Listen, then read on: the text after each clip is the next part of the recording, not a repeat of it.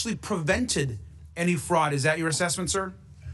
That's correct. What you saw on the streets didn't do anything to it. And we've actively asked, if you have folks who can help us, if you have folks who are good at the forensics, if they can help us do this, we want you there, as we have for the last 7 years that I've been governor. We partnered together and convicted people. Thank you. And with that, I also, just for the record, want to introduce our report as well. Today, the Democratic staff released it as well as far as relates to this hearing and Operation Metro Surge. So thank you, Mr. Chairman. Without objection, so ordered. Chair now recognizes our Majority Whip, Representative Emmer from Minnesota. Thank you, Chairman Comer. And actually, thank you, Governor Walz and Attorney General Ellison, for appearing before the committee today.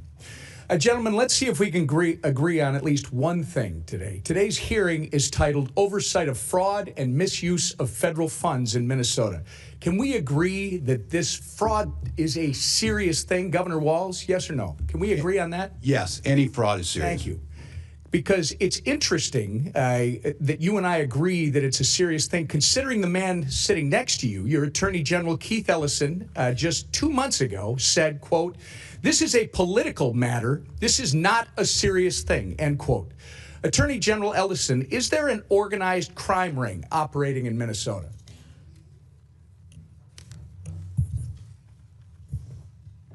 I'll answer for you, sir. Governor Walz believes there is an active crime ring in our state. In October, the governor said, quote, "We've got an organized crime ring in Minnesota. I think it's been going on for years." Moving on, Mr. Ellison, I, along with millions of Americans, have grave concerns over your alleged relationships with Somali fraudsters who have since been charged and convicted of federal crimes. I'm sure you are aware that over 90% of the defendants charged in the Feeding Our Future fraud case are of Somali descent. In fact, you have personal knowledge of these people. There's a 54-minute audio tape of your meeting with these criminals in December of 2021. And during your meeting, they complained to you about increased scrutiny of their nonprofits, and you told them, quote, "Of course I'm here to help," end quote. It's on the internet. Anyone can listen to you say that. Since then, you claim you were not aware of their crimes in the $250 million Feeding Our Future scheme, the largest pandemic fraud case in the nation. But just weeks after your December 2021 meeting, the FBI executed search warrants that you never would have requested in the Feeding Our Future fraud investigation. Now let's fast forward to September of 2022, 10 months after you met with the Somali fraudsters. Your office issued a press release stating, quote, "Minnesota Attorney General Keith Ellison and his office have been deeply involved for 2 years in holding Feeding Our Future accountable," end quote. So according to your office, sir, you have been deeply involved in the Feeding Our Future case since September of 2020. That actually sounds like you are saying that at the time of your infamous meeting with the Somali fraudsters, you were already aware of the allegations of fraud. When you had this meeting in December 2021, did you know, sir, about the long-running FBI investigation into Feeding Our Future? Yes or no? Mr. Chairman, Representative Emmer. Reclaiming my time. When did you personally become aware of the FBI investigation? That's all I'm asking. Representative Emmer, as you know, I have addressed this issue many times. All right. Reclaiming my time. In that same meeting with the fraudsters, Mr. Attorney General, you took aim at the Minnesota Department of Education. You stated that the Minnesota Department of Education had fought the nonprofit in very disgusting ways, in a very racist, xenophobic, and Islamophobic manner. You actually asked for the names of all these folks who are just hung up and offered to call the Minnesota Department of Education to, quote, demand some explanations. We now know that when you made these comments, the Biden DOJ was working with the Minnesota Department of Education and that their work exposed the massive fraud ring. Pretty bad look for you, sir. Either you were oblivious to what was going on under your nose, or worse, you were trying to obstruct the work of the Minnesota Department of Education. So I can see the time is getting short. Mr. Chairman, we are left with two questions. One, what did Governor Walz and Keith Ellison know about the fraud? And two, when did they actually know it? I would suggest that if they do not give direct and truthful answers to both these questions at this hearing, then they both need to be put under oath in a deposition. This is a serious thing, Mr. Attorney General. You are the only one who thinks protecting taxpayer dollars is political.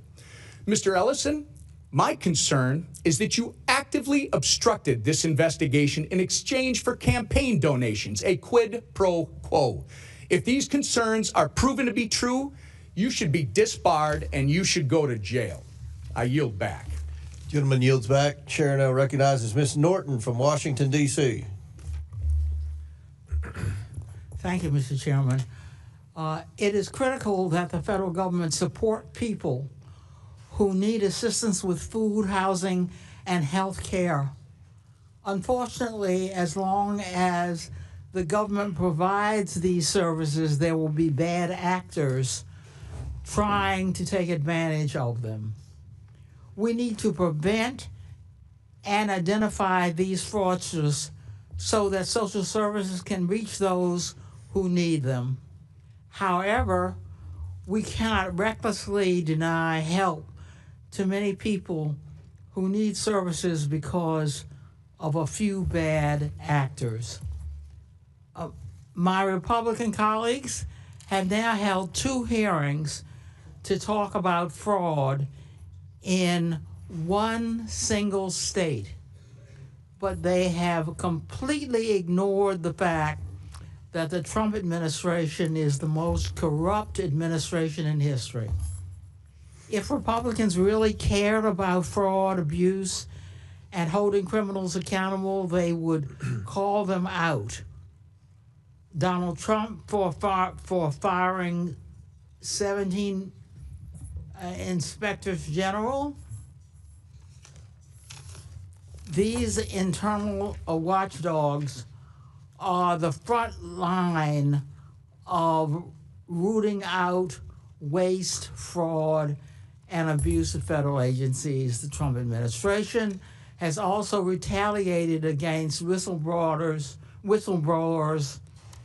and allowed administration officials to engage in serious conflicts of interest that often cross the line into outright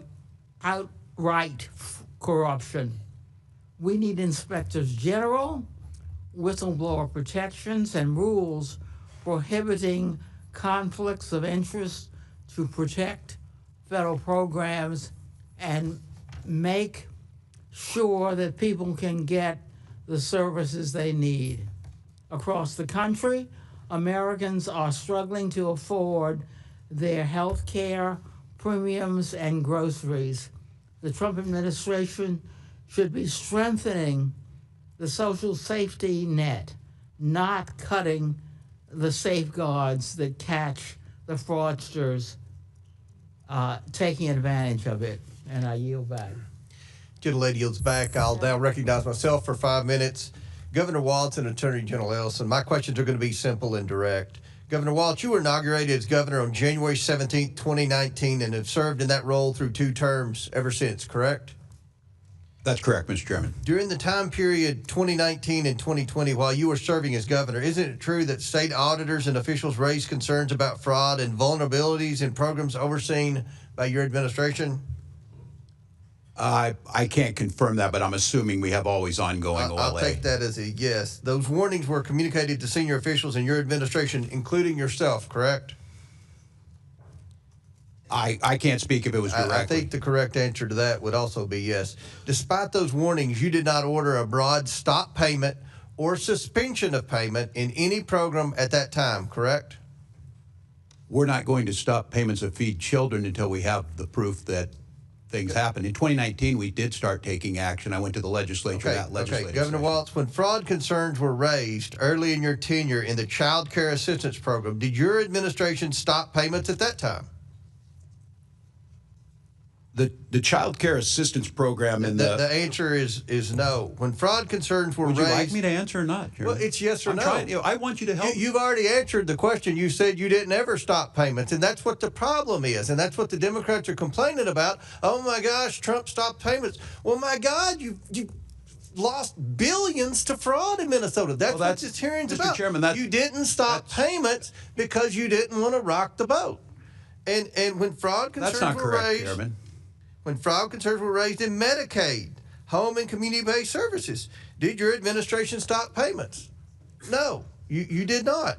When fraud concerns were raised in non-emergency medical transportation, did your administration stop payments? Chairman, if I could mention what a stop payment meant by what the administration did last week is 400,000 children without health care. Are you stopping payment if one person? We believe that's your fault and the Attorney General's fault because you do nothing about fraud, even though everyone in America sees our Medicare with their error rate own is eyes lower than your the state. fraud. You have been defrauded. You have not been good stewards of the taxpayer dollars.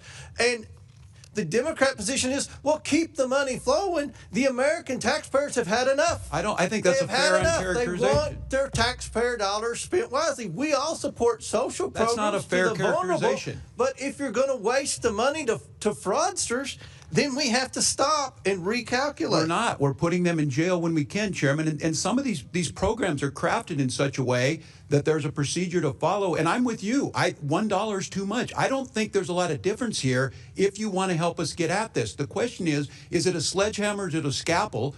I understand there's no political upside. Well, let's get into what we've talked. You eventually did pause payments in certain programs, but that wasn't until late 2025 after the federal government stepped in. Is that correct?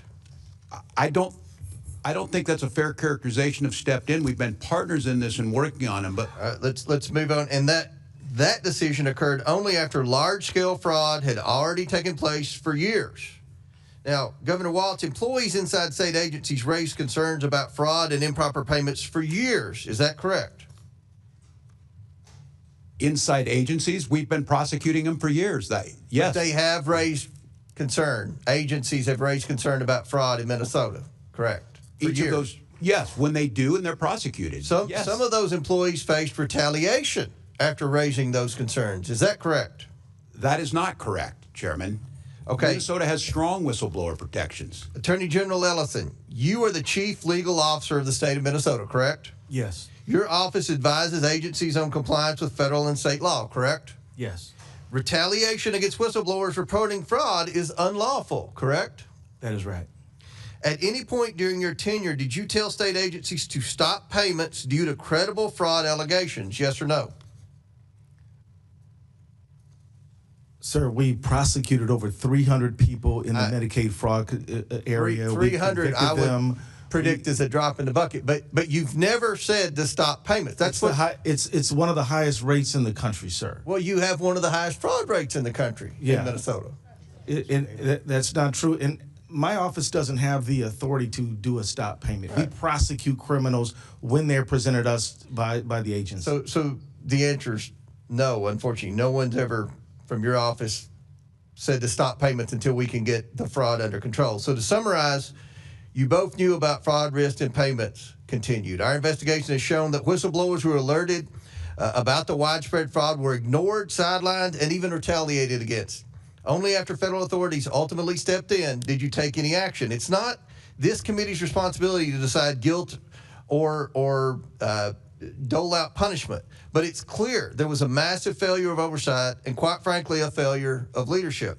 One wonders whether either of you should bear some personal responsibility for the billions of dollars siphoned off by fraudsters under your noses in the state that you led. Again, this isn't for the committee to decide, but based on your answers today and apparent failure to take any responsibility, still the answer to that question has become abundantly clear. And now Mr. Chair, I seek unanimous consent to enter items into the record. All right, before I recognize Mr. Lynch, Ms. Randall, you have a UC? Thank you. I ask unanimous consent to enter into the record November 12th, 2025 article from ProPublica entitled How Trump Has Exploited Pardons and Clemency to Reward Allies and Supporters, which shows President Trump rewards those in his good graces. I also seek recognition to insert into the record a Washington Post article from December 19th, 2025 entitled Trump's Pardons Wipe Out Payments to Defrauded Victims, which shows that President Trump lets criminals and fraudsters walk free. And I also seek unanimous consent to enter into the record an article from May 29th, 2025 from ABC News titled Trump's Flurry of Pardons Includes Some to Campaign Contributors. And Miss Presley, we'll do one at a time. We'll go to Mr. Lynch, then I'll recognize you. Mr. Lynch from Massachusetts. Thank you, Mr. Chairman. Governor, good to see you, my friend. Attorney General Ellison, good to see you again. Reverend, thank you for your willingness to testify before the committee. I want to shift gears here a minute, and I want to focus on ICE. So I was recently asked to serve as the co-chair of the 5 for 26 soccer tournament. It's a global tournament, the largest sporting event in the world. And my home city of Boston has been asked to host a lot of the games. In Boston, we'll host teams from Morocco, Ghana, Bolivia, Iraq, Scotland, France, England, and Suriname. We'll also host over 3 million foreign national visitors who are coming into Boston for these tournaments. And we recently learned from the Trump administration that ICE will play a key role in the security operations during those games. So we've got all these people flying in, foreign nationals, a lot of different countries, South America and elsewhere. Governor, since you've had direct and relevant experience on dealing with the Metro surge and the security operations of ICE, I was interested in getting your thoughts and your observations and any recommendations you might have to help us with confronting our experience or what we expect to see during these games with ICE coming in as well as so many foreign visitors. Well, as I think the world saw, and don't take my word for it, take professional law enforcement across Minnesota and across the country, the most unprofessional, aggressive force that I think you could imagine. And I was here in front of this committee and answered all your questions on June 12th. And I warned this committee what a masked group of folks turned loose in an American city could do. And if I'm not mistaken, I said someone could get killed doing this. And I just want to be very clear about this. When Tom Homan had to come in to clean up the mess of Secretary Noem and Greg Bovino, Secretary Homan himself acknowledged Minnesota follows the law, exactly as I told you in this committee. So my advice to you, Mr. Lynch, is to get very public, upfront commitments from these folks. While I disagree with Mr. Holman's views on many things, he's at least professional enough that he pulled the leash back and pulled these folks out of Minnesota after, again, misrepresenting the number of people they were detaining, misrepresenting before he got there exactly what Minnesota did. And I'm just going to name it on accountability. The Secretary of DHS being chastised by Republican senators added insult to injury to Minnesota, pouring salt in the wounds of the parents of Alex Preddy and Renee Good's family by not even apologizing or acknowledging. And if you want accountability, for one of the times, as far as I know, the attorneys know better, we are not being included in the investigation. And the actions that were taken of a gentleman who was shot in the leg was the night that Kristi Noem called me a domestic terrorist and said that this gentleman was attacking federal agents. Well, now we know the story. They lied. They are now under investigation, they being the federal agents. So look, I'm with you. I want your help on fraud. Why would I not want money to go to the programs I care deeply about, feeding people, clothing people, housing people? But what ICE did disrupted everything that we were doing. It disrupted our federal partners, and it forced our law enforcement agencies, who have worked hard to gain the public trust, to have the public believe in them. So my advice to you is, and especially when the world's coming to see this, let Boston's finest lead. Let the people of Massachusetts lead. Let the 10th Amendment stand for something and allow us to be able to do this. The people of Minnesota will hold us accountable if they don't feel we're doing a good enough job. But to demonize and retribution against a state, in the words of the president, in the words of the vice president, have done nothing. So, Mr. Lynch, the world should be looking forward to coming, but I would get it up front, and I would make sure that Boston's police department are in the lead. Thank you. Attorney General Ellison, we need coordination between law enforcement agencies. This is a big job What are your views on that likelihood of cooperation from ICE? Well, I hope you get the cooperation that you need. In Minnesota, we don't have a good record of cooperation, which is interesting because so many times in the past, we have had great cooperation between local federal enforcers and local state ones, and we've just worked seamlessly. Nowadays, that has all changed, and that's quite unfortunate. Thank you, Mr. Chairman. I yield back. Thank you for the courtesy. Gentleman yields back. Ms. Presley. Thank you. I ask unanimous consent to enter into the record a February 2026 letter from 200 state lawmakers urging Congress to exercise its oversight authority and demand the administration immediately restore full child care funding that it had frozen for 5 states. Without objection, it's ordered. Chair recognizes Dr. Fox from North Carolina. Thank you, Mr. Chairman, and I thank our witnesses for being here. Governor, you've reminded people that you were here last June. At that time, I reminded you that the Feeding Our Future scam made Minnesota ground zero for the largest COVID-19 fraud scheme in the nation. $250 million in federal taxpayer funds were taken out of the mouths of hungry children, and as the FBI noted, they were, quote, funneled into luxury homes, cars, and lavish lifestyles while families struggled. You assured me then that you wholeheartedly supported the federal government's effort to bring those responsible to justice. I appreciate your sentiment, but a person's actions matter more than their words. Governor Walz, when did you first become aware of the fraud in Feeding Our Future? A specific date, please. Well, Congressman, it's good to see you. And having served in your job for 12 years, I can tell you my job is a little different as governor. For 7 years, I take a lot of meetings. I certainly wouldn't specifically state, but I think during that pandemic, I think by late 2020, we started to see the irregularities. They were flagged. And I will note that we cooperated. State officials were aware of the fraud in early 2020. So you're asking when I, in my office, the governor became good, and I don't have a specific date. Okay. But what I would say is we provided witnesses' documents, the U.S. Attorney and the FBI, and 79 of those people have been prosecuted going back to 2022.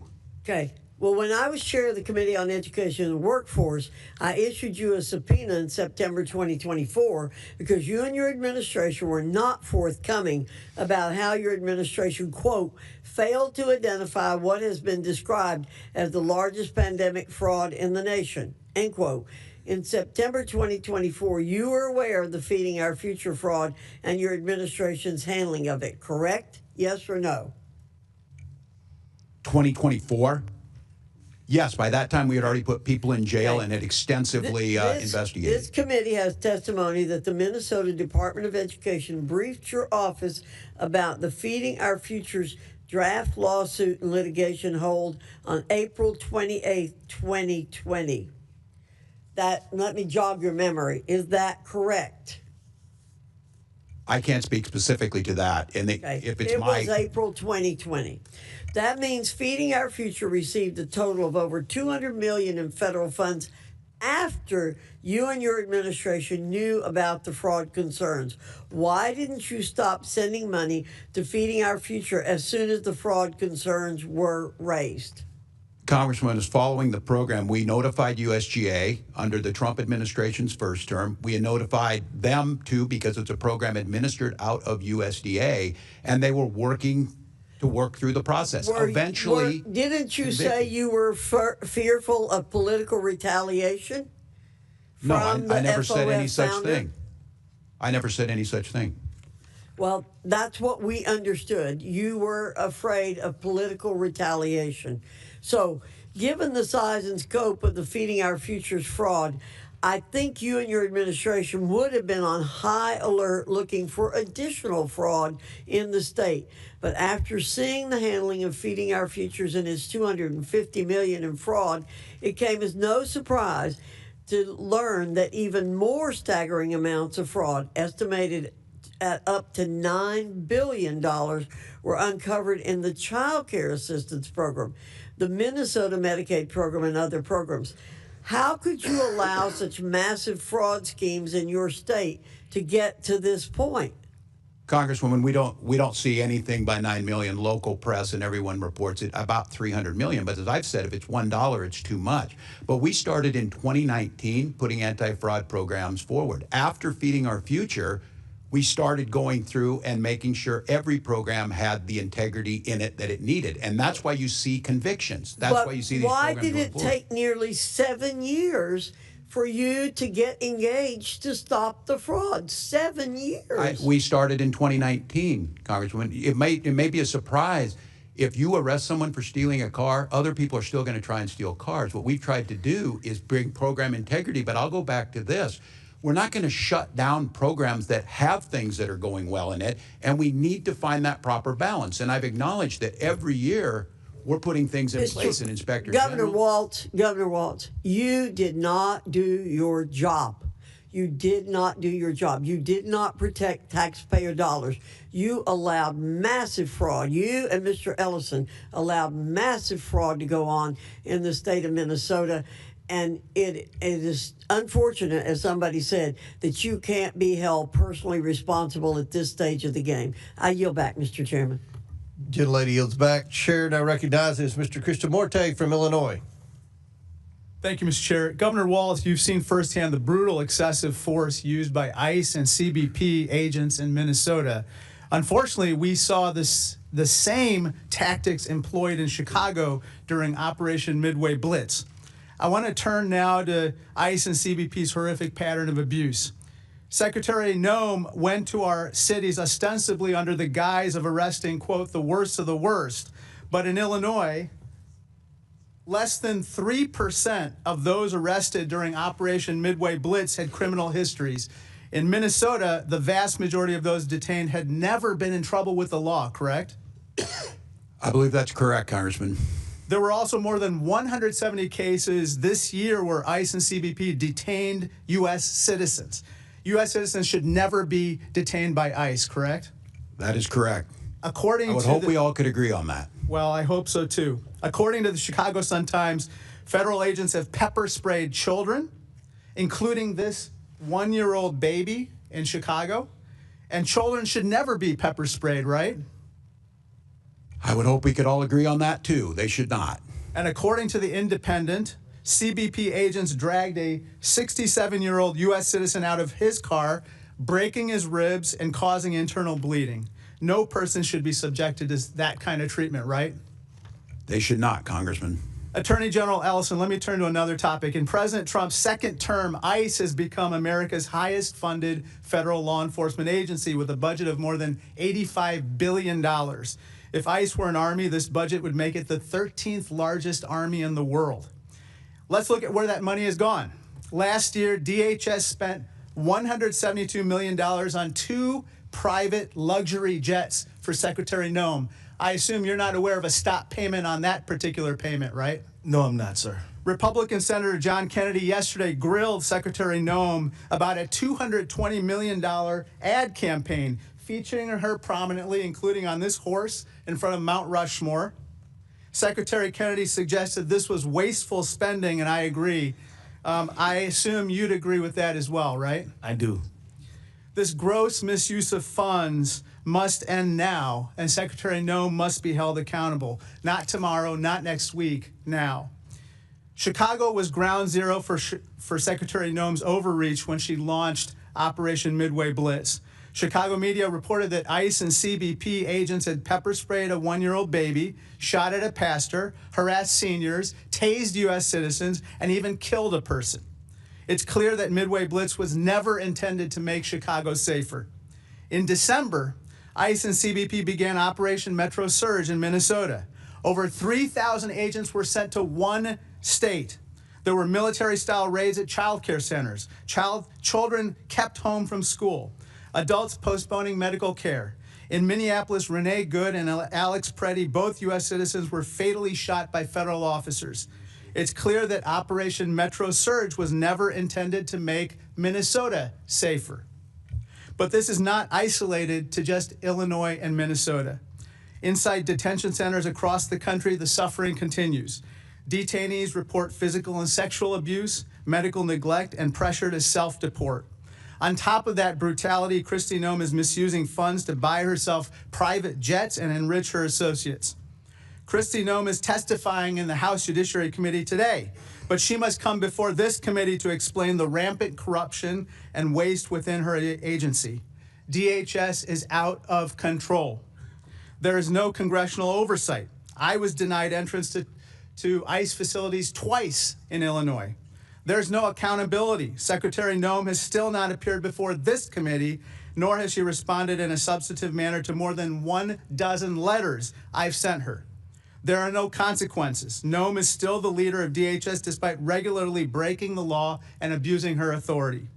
Secretary Noem must answer for her wrongdoing. For Jaime, my State of the Union guest, who raises his little sister after his father was coerced into self-deportation. For Chicagoan Marimar Martinez, who was shot 5 times. For my constituent Evelyn, an 18-year-old U.S. citizen who was wrongfully detained by ICE. For Renee Good, Alex Preddy, and Silverio Villegas Gonzalez, and all the other victims of ICE and CBP. For the American people. It's for all those reasons that, Mr. Chairman, pursuant to Clause 2K6 of House Rule 11, I move to subpoena Kristi Noem to testify before the House Committee on Oversight and Government Reform. This is for every family impacted by Kristi Noem's terror campaign. They demand answers, and so do I. A motion has been made. The committee will hold this motion in abeyance until the end of today's hearing.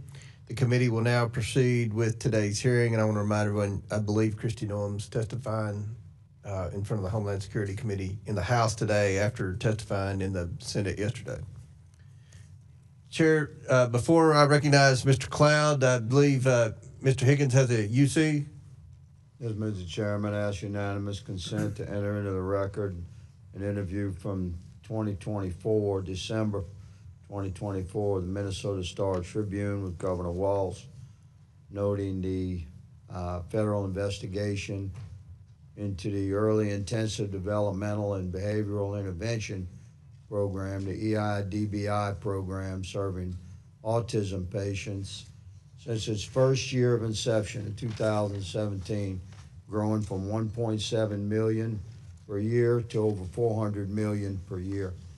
Unanimous consent. Yes, sir. Without objection, so ordered. Chair now recognizes Mr. Cloud from Texas. Thank you, Chairman. Thank you for holding this hearing. This hearing was designed to be a hearing looking into the massive expansion of some of the social programs and the fraud that was contained therein. But Reverend Tolgard, I was struck by part of your opening statement because you invoked Matthew 25, and that's a scripture we see tossed around a lot up here, but often without context. And so I went and got my Bible and thought we'd dig into Matthew 25 for a minute. The scripture you invoked was Matthew 25, 35 through 40. It ends with this. It says, "Then the righteous will answer to him, Lord, when did we see you hungry, feed you, or thirsty and give you something to drink? And when did we see you a stranger and invite you in, or naked and clothe you? When did we see you sick or in prison and come to you?" And the king will answer to them, "Truly I say to you, to the extent that you did to one of those brothers of mine, even the least of them, you did this to me." I would ask you, who's the you in that passage? Thank you for your question. You, meaning all of us, the followers of Christ. Followers of Christ, right. In Matthew 24:3, it says, after Jesus was sitting on the Mountain of Olives and the disciples came to him privately, and then they asked him, that began this whole chapter. Now, what Christ didn't say was to lobby your government. He said, if you have, you give. That's the general biblical principle here. 2 Corinthians chapter 9 gives us probably the best scriptural understanding of what charity is. It says, each of you should give what you've decided in your heart to give, not reluctantly, under compulsion, for God loves a cheerful giver. Would you say that taxes are under compulsion? Taxes are not my area of expertise, but But are they given under compulsion? Do you pay your taxes? As a U.S. citizen, I pay my taxes. Yes, because what happens if you don't? don't have the services that we need to support our. What happens to you personally if you don't pay your taxes? You get in trouble. You get in trouble. I would say that's under compulsion. So if we're talking about what charity is, I'm always amazed in DC how much of we get to define our personal worth as a politician or statesman or whatever you want to call us by how much of other people's money we give away. And so there's certainly a place for a social safety net potentially, but the idea that Matthew 25 is kind of used as a blanket statement. As a matter of fact, the parable that he gives right before that scripture that you go into is the parable of the talents, where you see someone, a business owner, go away and he leaves 3 employees in charge and gives them each a bit of investment. And 2 of them turn their investment into a profit, and one that turns it not into a profit, he does nothing with it, just sits on it. What does he call him?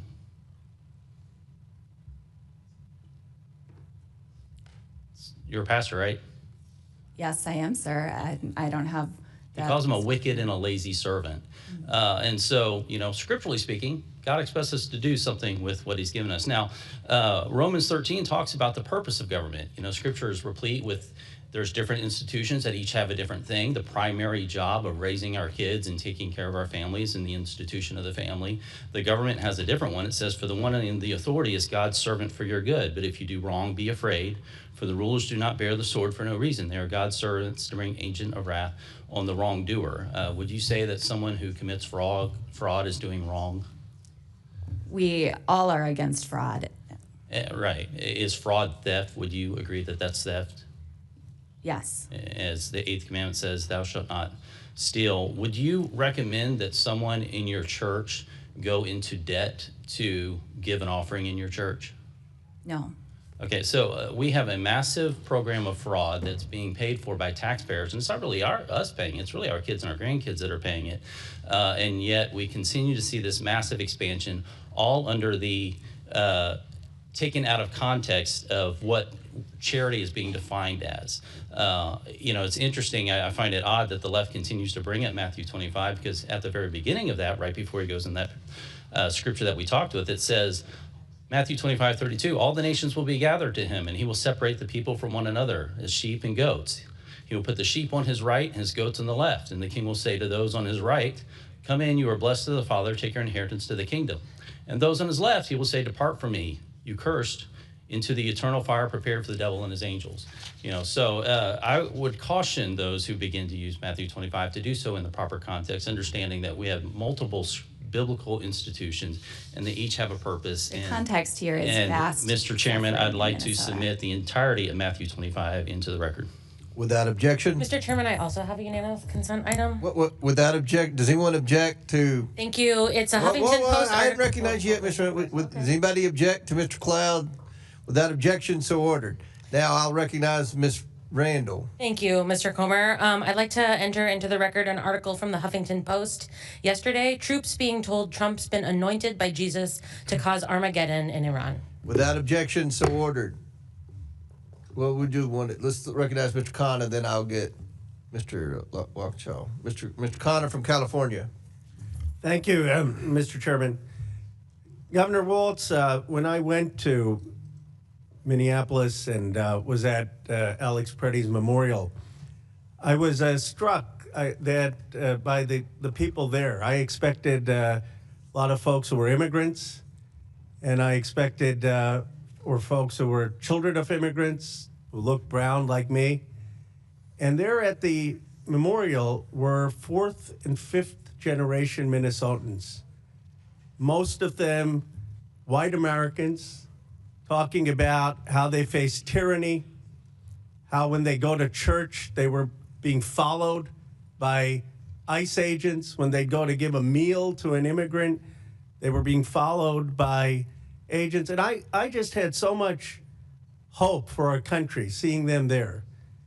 And I want to thank Minnesota, as a Californian, as someone who grew up in Pennsylvania, as an American, for their character, for their courage, for what they have modeled in a multiracial democracy. And my question for you, I mean, having served as a congressman, a governor, what is it about Minnesota that we can learn? What is it that leads to this kind of inclusive feeling about immigrants in our nation? Well, thank you, Congressman, and thanks for your work on many fronts. Look, I think Reverend Tolgard summed it up in getting at the heart of this. It's about the neighborliness and the care. And left to our own devices, I'm going to make the case, Minnesota, and by the way, I would remind folks, states have to balance their budgets. We're AAA bond rated, one of the states that's ranked the highest. We have a surplus, and we also have the highest rainy day funds, one of the strongest protections. So we understand fiscal responsibility, but we also understand this caring, this neighborliness. People saw their neighbor. I believe our politics can change with that idea of what the next door neighbor looks like. Now, I will have to tell you, Mr. Khanna, I was deeply concerned last year when the Vice President of the United States mentioned he can understand why people wouldn't want to live by somebody who's not like them, which seems to go against our entire ethos in Minnesota, whether it was the first wave of Norwegian and Swedish immigrants that came to Minnesota, German immigrants like my family, or whether it was Hmong coming after the Vietnam War, or Somali and other East African immigrants to our country. And I think it's this sense of working together. There's a reason that we rank at the top in healthcare. We rank at the top in personal incomes. We rank near the top in home ownership. We rank near the top in happiness. Because this idea that we're all in it together and that we believe everybody should have a chance. So I think it's an ethos, and it gets into our politics on the secular side. I believe as an elected official that I shouldn't give a sermon, but I should attempt to live one. And one of our politicians, Paul Wellstone, talked about we all do better when we all do better. And that's what we do. And I know that is true to a certain degree in other states, but I see folks making the claim that, well, you wouldn't have any fraud if you just cut all these programs, if you just zeroed them out. That is true. If we did not provide food for our children, no one would steal from that program. But there would also be a lot of hungry children. And what I'm asking for and acknowledging the accountability, we need to put program integrity in. So I think it's a neighborliness.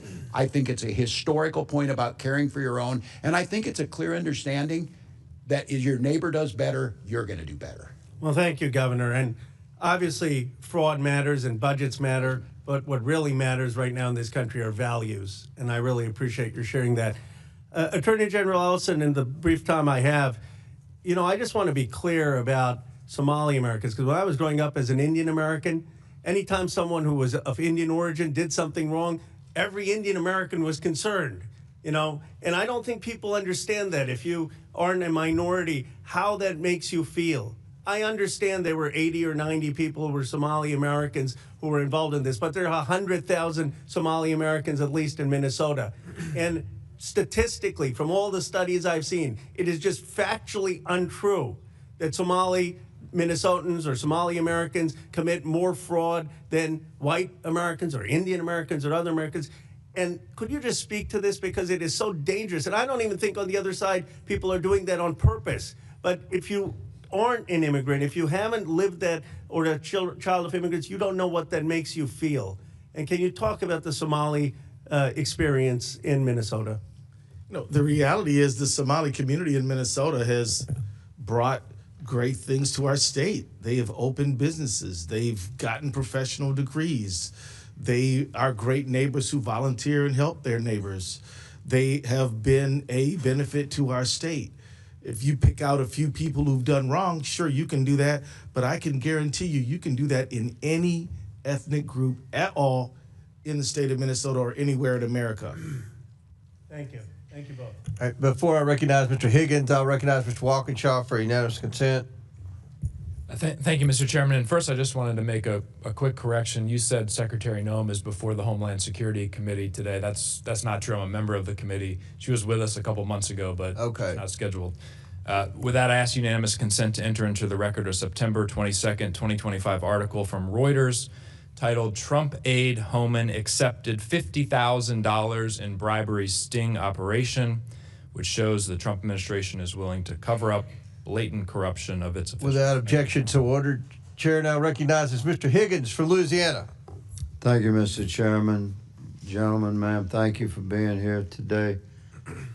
Governor, when you took office, this fraud had already begun. Is that an accurate assessment? That's accurate, Mr. Yes, sir. Higgins. So what we're trying to get our heads wrapped around here as a nation, and we're doing our best as a committee, I'm quite certain on both sides, to just sort of focus our attention on what needs to be focused on. You had massive fraud in the state of Minnesota. And when we started looking into waste, fraud, abuse, and theft across the country, Minnesota surfaced as a wow moment for the entire country. So naturally, you know, we look as a citizenry to, well, who's in charge there? And my old friend, Governor Walz, is in charge. And the truth is fraud had begun before you took office. So it's a reasonable question, Governor. What you're noted in many interviews, I'm not going to go through them ad nauseum. You were aware of this level of fraud and investigations, and yet it seems like nothing was done until the Trump administration reestablished itself in a second term, and we began broad investigations into waste, fraud, abuse, and theft, and Minnesota popped. So would you please, I just give you a minute to respond. Yeah. Why didn't you do something sooner? I know some people were put in jail. I know there were investigations, but there was billions and billions and billions of dollars being stolen from a pretty concentrated demographic in your community. And this demographic is a significant political supporter for you and your party, good sir. So I just ask you, please explain. Yeah. Well, thank you, Mr. Higgins, and I appreciate your question in good faith on this. First of all, the issue of billions, and I'll keep saying this, $1 is too many. That number got thrown around. There's nothing behind it, but I will acknowledge $1 is too much. I will also note the characterization. I would say it's slow. I would say it's slow, but continue. Well, there's nothing to support that, but look, we will pursue it and assume that that's the case. We will still make the changes we need to make. The characterization that nothing happened until the Trump administration came in is simply not true. We worked with them in the first administration where USDA didn't take action, and I think that's documented. The fact is, starting in 2019, I went to the legislature asking for... But you didn't pause payments, Governor. The pausing payments... And the criminal investigation, which I'm running out of time, I want to jump to. The way America sees this, Governor Walz, respectfully, sir, is that this money just continued to flow. There was a high awareness of this waste, fraud, abuse, and theft, like organized crime level theft, and it seemed to be slow rolled, and nobody stopped the money from rolling in. And the money's gone, been remitted overseas. Attorney General Ellison, you stated in your opening statement that you sort of stated that your office only has direct jurisdiction over Medicaid fraud. Did you say that in your opening statement? Okay, well, you seem to indicate that you don't have, like, criminal authority, but you do, don't you? Under your own law, you have authority if the county district attorney asks you to get involved, or if the governor asks you to get involved, then your office can take lead on any criminal investigation, specifically if you have particular staffing and capabilities within your office, because it's statewide, to look into organized crime. Is that not correct? Okay, so you have the authority to lead your state's effort to respond to this massive fraud at the state level from within the healthcare realm, where government money is being stolen at very, very high levels, unprecedented levels in your state. Are you leading that effort for the state of Minnesota? You're addressing it. Are you leading it?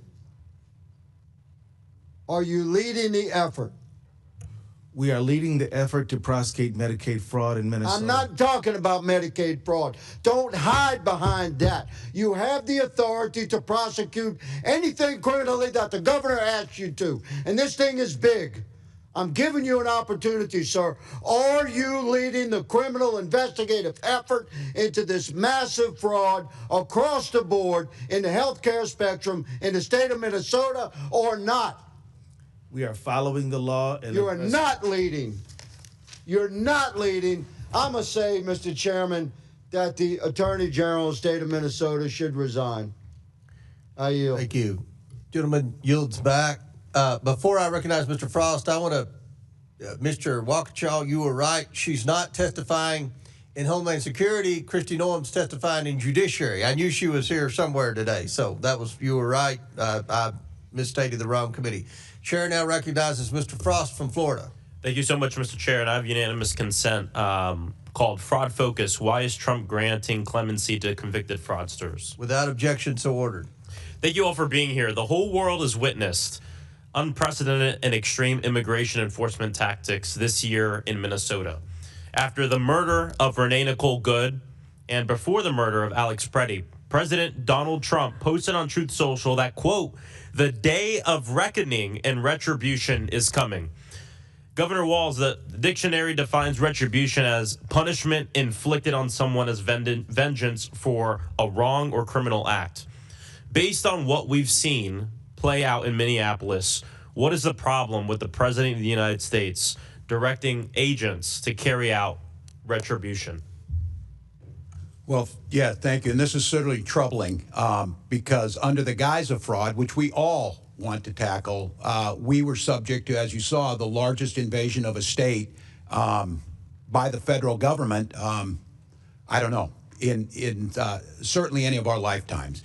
And that infliction, to me, we're trying to figure it out. Look, we'll acknowledge, and we're fixing it in Minnesota, but I'm telling you, each of you are going to go back to your state, and if some of you think you want to be governor, you're going to deal with this. And these folks keep moving. The problem is, Congressman, this was about retribution. This was about singling out Minnesota. And I think, I'm going to just name it, I think it's singling out because our state works and it provides things for people and we care and we mind our own business and we respect our neighbors. And this retribution had nothing to do with getting the worst of the worst. We know that. It had nothing to do with stopping fraud.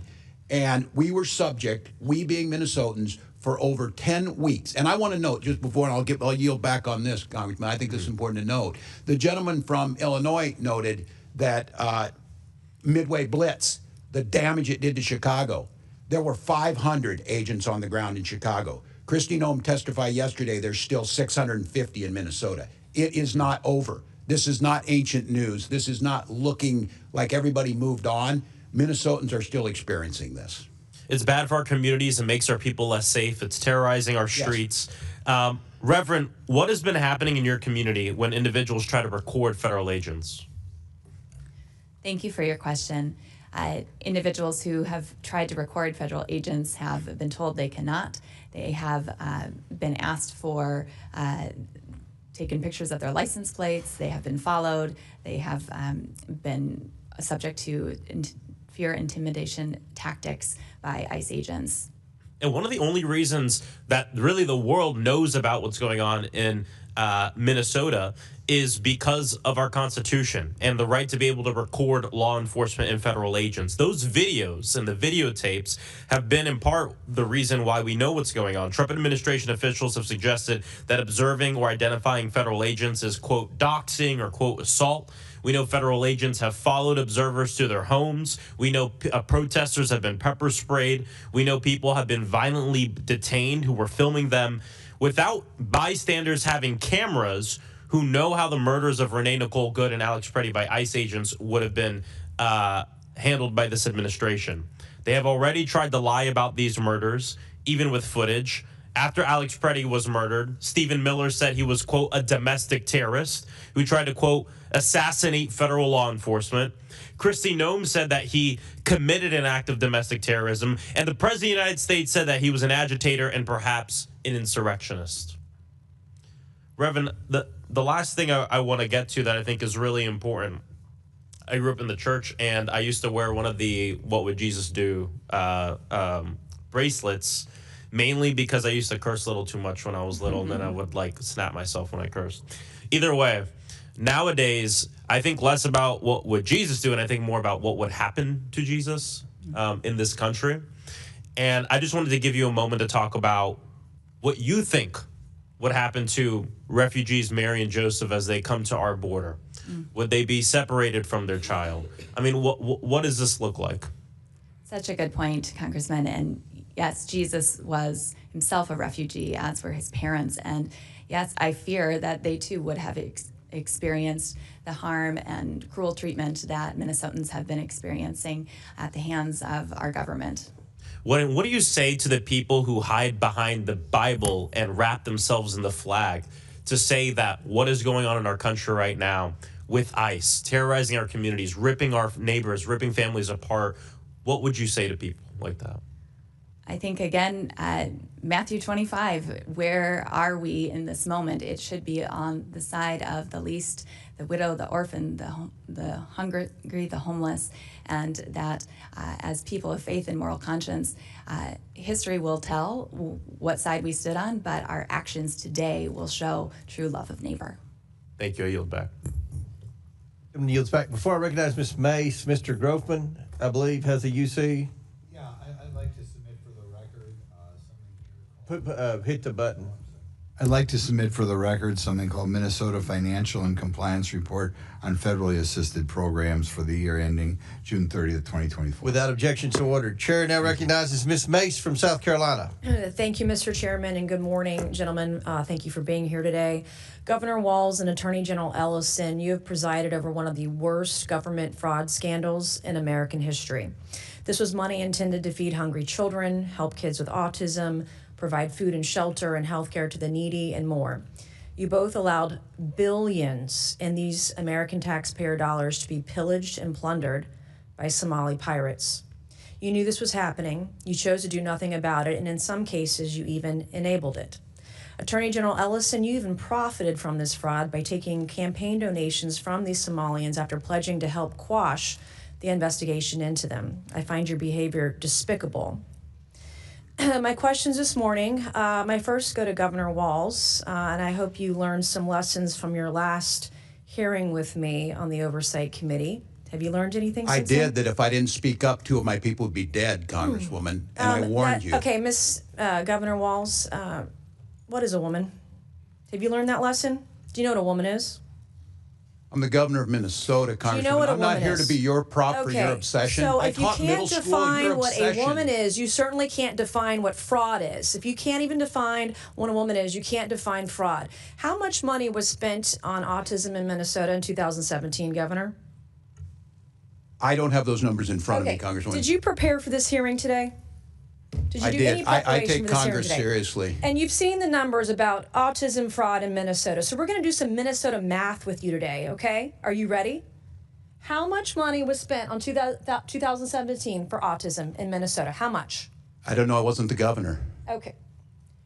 Did you not just say that you prepared for this hearing today? $1 million, okay? A quick Google search or using your AI could tell you $1 million was spent. How much money was spent on autism in Minnesota in 2024? I don't have the number in front of me. As Were you governor in 2024? I was, but I'm not the Okay, head so of your HHS. excuse before that you didn't know what 2017 autism numbers were because you were not governor, and today you can't answer the numbers about 2024 as governor, and you still said you prepared for this hearing today. It's unbelievable. $343 million was spent in 2024. What percent increase is that from 1 million to 343 million? What percentage increase is that? I'm not here to be your prop. Go ahead and tell me. Well, are you governor of Minnesota or not? Yes, I am. I'm Okay, not. well, when I'm I'm not a governor prop of for a South member of Carolina, Congress. you can sure as hell bet that I'm going to know the math. The math is 34,200% increase, an increase of 343 times what it was in this time period. Do you know the number of children in Minnesota? I know that Minnesota ranked as a top 3 state for children What is in the the last total year. population in Minnesota? 5.7 million. Okay. What is the total population of children in Minnesota? I don't have the number in front of me right Are now. you governor of Minnesota? I know 400,000 were cut out of health care last Okay, week by that's the not- actions you made. Are you governor of Minnesota? I am. And you don't know the number of children I residing don't have in the Minnesota? specific number. It's 5.7 million. That's your total What is your age? population. What is the age? 0 to 5? 0 to 19? You have approximately 1.2 million children in Minnesota. What I'm not age? even governor of South Carolina. Our population in South Carolina is 5.5 million. We have approximately 1.1 million children under the age of 18 in my home state of South Carolina, okay? As governor, I expect you to know this information. Thank God you're not vice president of the United States. Do you know approximately how many children in Minnesota are autistic or on the spectrum? No, I don't have that number. Okay. Well, if you take the CDC's roughly 1 in 36 kids are on the spectrum, we're talking about approximately 33,000 kids. In South Carolina, it's about 31,000 or so. What is, do you know what this is per child, spending-wise, in the fraud for autistic kids in Minnesota? Again, I'm not here to be your prop. Go ahead and tell us. Is doing Minnesota math a prop? This is math. We're talking about fraud. Minnesota ranks at the top. Where does South Carolina rank? We're talking about money. Where does South Carolina children rank on healthiness? These are my questions for you. It doesn't go the other way around unless we're debating on the debate stage. And we're not. If you're asking questions about being governor, it does. I'm asking you questions about being governor of Minnesota, which you can't answer. This is basic math. And you can't even answer. Do you even care about kids in Minnesota? They rank near the top in every category. My children are fed. My children are housed. My children have health care. Getting the services they need in Minnesota. My children have the best schools. No, you don't. Mr. Chairman, I yield back. Mr. Chairman. Gentlelady yields back. Mr. Chairman. Who's Ms. Bobert? Yes. Mr. Chairman. Oh, Ms. Mace. May I make my two motions? Proceed. Okay, thank you. Mr. Chairman, I move that the committee issue a subpoena to the Honorable Pamela Jo Bondi to appear before the committee for a deposition regarding the department's handling of the investigation into Jeffrey Epstein and his associates and compliance with the Epstein Files Transparency Act. A motion has been made. The committee will hold this motion in abeyance until the end of today's hearing. The committee will now proceed with today's hearing. Mr. Chairman, I move that the committee issue a subpoena to the Office of Congressional Workplace Rights for the awards and settlements paid pursuant to Section 415 of the Congressional Accountability Act prior to December 12, 2018, with only redactions allowable for the personally identifiable information of victims, alleged victims, and witnesses. Thank you, ma'am. A motion has been made. The committee will hold this motion in abeyance until the end of today's hearing. Mr. Chairman, I seek unanimous consent. Oh, Mr. Chairman, can I have one thing before? Chair recognizes the ranking member. Thank you. No, we'd just like to see Mrs. Mace's motions in writing, which would be great. Okay. Now, before I recognize Ms. Lee, do you have Ms. Randall? Thank you, Mr. Chair. I ask unanimous consent to enter into the record a December 11th, 2025 article from The Guardian titled, "Somalis Are the Scapegoat. Fear Rises as Trump Targets Minneapolis Community," which describes the Trump administration's xenophobic attacks. Without objection to order. Chair recognizes Ms. Lee from Pennsylvania. Thank you, Mr. Chair. For the past few months, Democrats on this committee and in the Senate have been holding hearings on the unconstitutional actions of the Trump administration. So we've heard from, in that time, whistleblowers, industry experts, and survivors of abuses of federal agents.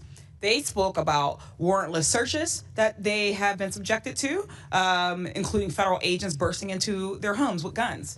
They spoke about being shot at and dragged out of their cars, and then, being made to look like they were actually the perpetrators. They spoke about federal agents' use of masks in unmarked vehicles, and the efforts of these agents to hide their identity to escape any sort of accountability. And we heard from the brother of Renee Good, who was murdered by ICE agents in Minneapolis. That is what oversight looks like. Not two hearings on fraud in one single state, which is not even the worst instance of fraud out there, though we all here agree that we should target fraud. Republicans have dragged Governor Walz in again to demonize and target his state because he is a Democratic governor and he is implementing Democratic policies. Republicans took a legitimate investigation and, as per usual, has made it a circus. Now we have just a random guy lurking around child care centers trying to get into buildings with children as the fraud vigilante. The Somali community has been vilified and made to feel unsafe. And federal benefits are being cut to Minnesota and other Democrat-led states. Trump and his administration also used this investigation as a justification for an immigration enforcement push that has created chaos and fueled violence and resulted in the death of American citizens. Reverend Tolgard, as a Minnesotan, do you feel that these oversight hearings and the Trump administration's fixation on fraud in Minnesota has made anyone safer in your state? No, they have not. Republicans have been touting alleged fraud in child care centers and the need to protect children. But since the immigration enforcement push, have kids been able to be kids? Have they felt comfortable going to school or playing out in public with each other or with their friends? They have not been safe. They've not been able to go to school, to be in playgrounds, to be in libraries and places you would normally expect to find them. Are you worried about the long-term impact of being surrounded by violence and uncertainty, what it could have on these children? I'm deeply concerned about that, and I know that their teachers and their parents are as well. You were arrested earlier this year while protesting ICE agents and deportations. Why was it important for you and other clergy members to speak out against Trump's administration's actions in Minnesota and elsewhere? Thank you for your question. I was arrested along with 99 other faith leaders in Minnesota, many of whom could be here today, and we were compelled to action to stand on the side of the most vulnerable in our communities and those who have been facing enormous cruelty and unfair actions on the hands of ICE, and we needed to stand alongside them, as have many others in our faith traditions in history. We stand along with that great cloud of witnesses. I want to thank you for coming in today and for, of course, having the courage to stand up to the attacks against your community. This, as we can all see, was never truly about fraud. It is a part of a greater effort by Trump and Republicans to gut social services, roll back civil rights, to villainize and make others out of people who they don't want to have and enjoy the same civil liberties and rights as others in this nation. They want to strip away and have been stripping away healthcare and education, child care funding that millions of people rely on. This investigation and these actions have only been used to harm, not to help people. And rest assured, this will not stop in Minnesota, just as it didn't stop in Chicago before that or LA before that. This is a blatant attempt, blatant authoritarian grab that the Trump administration has been persistent in. It will come to all shores if we do not all take a collective stance. But more than that, urging my colleagues in the Republican caucus or conference to take up their job and their task as a co-equal branch of government. We do not serve as the lapdogs, as the cult followers of Donald Trump, of a president. When there are abuses or overreach, it is supposed to be us that takes a stand. And I would hope that at some point in the 119th Congress, some Republican with a gavel will do so. I thank you all for your time, and I yield back. Gentlelady yields back. Chair now recognizes Mr. Donalds from Florida. Thank you, Chairman. Governor Walz, when did you first receive notice of potential fraud in Minnesota's social services programs? Social service programs in general. We knew that there was issues with the CCAP program as early as 2012, and my first days in office, we started taking action. But as governor, when were you first notified? Before I took office. All right, Governor Walz, former Department of Human Services Commissioner Tony Laurie testified that you were aware in early 2019 of fraud in 2 Department of Human Services administered programs. Is this statement accurate? Not that I recall. I'm not sure what he's speaking about. You don't remember this meeting or this notification? No, not specifically, I don't. In March of 2019, your Office of Legal Affairs reported $5 to $6 million in alleged child care assistance program fraud. In April 2019, it was also reported that the Department of Human Services lacked proper integrity controls to control fraud. Were you aware of these reports? Not specific reports, but because of that, my office, we put forward actions to address them, starting in 2019. Is it correct that your administration was aware of the Feeding Our Future fraud as early as of May of 2020, based upon regular discussions about program irregularities? I believe that's correct with the agency, the Department of Education, and then going back to USDA. I'm gonna go back. Was your office notified of these fraud allegations? Not me specifically, that they're handled internally in the investigation. It happens every day. Who was notified, Governor Walz? The agencies do their work, the commissioners, and then if someone in my office was notified, they let me know. As governor, I make, 50 decisions a day. I said I did this job for 12 years. I make more decisions in a day. Governor Walz. So someone was maybe notified, but the agencies are the ones that take the May I ask action. the next question? We have it under sworn testimony in the Oversight Committee that your former chief of staff was notified directly by these various commissioners about the fraud in Minnesota. That could be correct. So are you saying that your chief of staff didn't notify you? I'm saying I don't recall whether he did at that time or not, but we took action. So I'm assuming when we put our budgets together, based on that, we put a package together for that legislative session. Let's talk about budgets, Governor Walz. Feeding Our Future went from $307,000 in 2018 to $199 million in 2021. Are you aware of this increase in budgetary costs from Feeding Our Future? Not specifically, but I know it increased during the pandemic. The Housing Stabilization Services went from $27 million in 2021 to $105 million in 2024. Are you aware of this increase, Governor Walz? Not specifically, but I know it increased. Autism centers went from $24 million in 2019 to $342 million in 2024. Are you aware of that? Not specifically again, but yes, we know the budget's increased. Integrated community supports went from $4.6 million in 2021 to $170 million in 2024. Are you aware of that? Again, not specifically on the numbers, but it's the budget. Governor Walz, you have to submit a budget to your legislature every single year, like every governor has to do. If you're not aware of these increases, what was your office Everyone doing? is balanced. My budget is about $72 billion. It involves 23 agencies. Florida's budget's 6 million $115 billion, sir. But what were you doing if you're seeing program increases like this amid allegations of fraud in your state? Action was being taken on these starting back in 2019. If it's CCAP. Can you describe the action that was taken in 2019? Sure. In the 2019, I'll go to the first things that we did on child care assistance. We lowered the standards on proof of administrative fraud disqualification. Whoa, you lowered the standards? We lowered the standards for proof of administrative fraud. The standards where we had to prove it were so high it was impossible to try and do it. So we lowered what it took to show that fraud was happening. And what did you do with the results of lowering the standards to prove fraud? What did you do? Put 79 people in prison and. But Governor Walz, the fraud continued to increase. It increased under your tenure. Do you acknowledge that? Did the numbers increase? Yes. And I tell you, when you catch people and prosecute them, it shows up at the fraud increase. I would tell you, Congressman, just because you're not hearing about fraud doesn't mean it's not I got 50 happening. sequds, Governor, and I don't want to get into a fight with you, but let me move quickly to the Lieutenant Governor.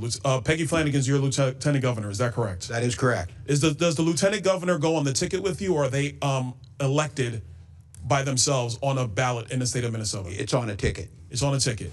Peggy Flanagan essentially works for you. She has an independent office. She's a constitutional officer. She's on the ticket, but she is independent as a constitutional officer. You could ask for her resignation at any time. Is that correct? That's typically how it works with lieutenant governors. Yeah, but she's a constitutional officer. I don't believe that's happened in Minnesota. Peggy Flanagan is, there are accusations that she was intimidating whistleblowers. There was a meeting on April 12th of 2024 where she went on stage and publicly denounced whistleblowers in the state of Minnesota, calling them losers in their mother's basements. Is this the type of treatment that your administration allows for whistleblowers in Minnesota? I'm not familiar with that. Are you aware of any intimidation of whistleblowers in the state of Minnesota? There are 30 whistleblowers who have given letters to this committee on the record saying that they have been subject to intimidation by your administration because they were trying to stop the fraud in Minnesota. I encourage them to go to the OLA and the independent sources in Minnesota that are the OLA. You're the governor. No, the OLA is the independent. But sir, you're the governor. Auditor. Why don't you take responsibility for what's going on in your state? We do take responsibility. None of those people. I'm telling you, I have no knowledge. But you lost billions of dollars of American taxpayer money in the process, Governor Walz. We prosecuted these people, Congressman. I think Florida has fraud. I would argue that the prosecutions have largely come from the federal offices that's as not how opposed to the this state works. offices. You know that we refer. What do you mean that's not how it works? That's exactly how it works. They're partners. They partner together. Our BCA. Is the Attorney General allowed to investigate fraud and prosecute fraud in the state of Minnesota without the Department of Justice federally? Are you allowed to do that, Attorney General Ellison? Yes, and we do prosecute Medicaid. Yes, and we do prosecute Medicaid fraud all the time. We've prosecuted over 300 people. Apparently not enough, because Minnesota's rife with it. I yield back. Gentleman yields back. Chair recognizes Ms. Randall from Washington State. Thank you, Mr. Chair, and thank you, Governor Walz, Attorney General Ellison, and Reverend Tolgard, for being here to shed light on the impacts of the Trump administration's harmful actions in Minnesota, and frankly, to be pulled into some really ridiculous question lines.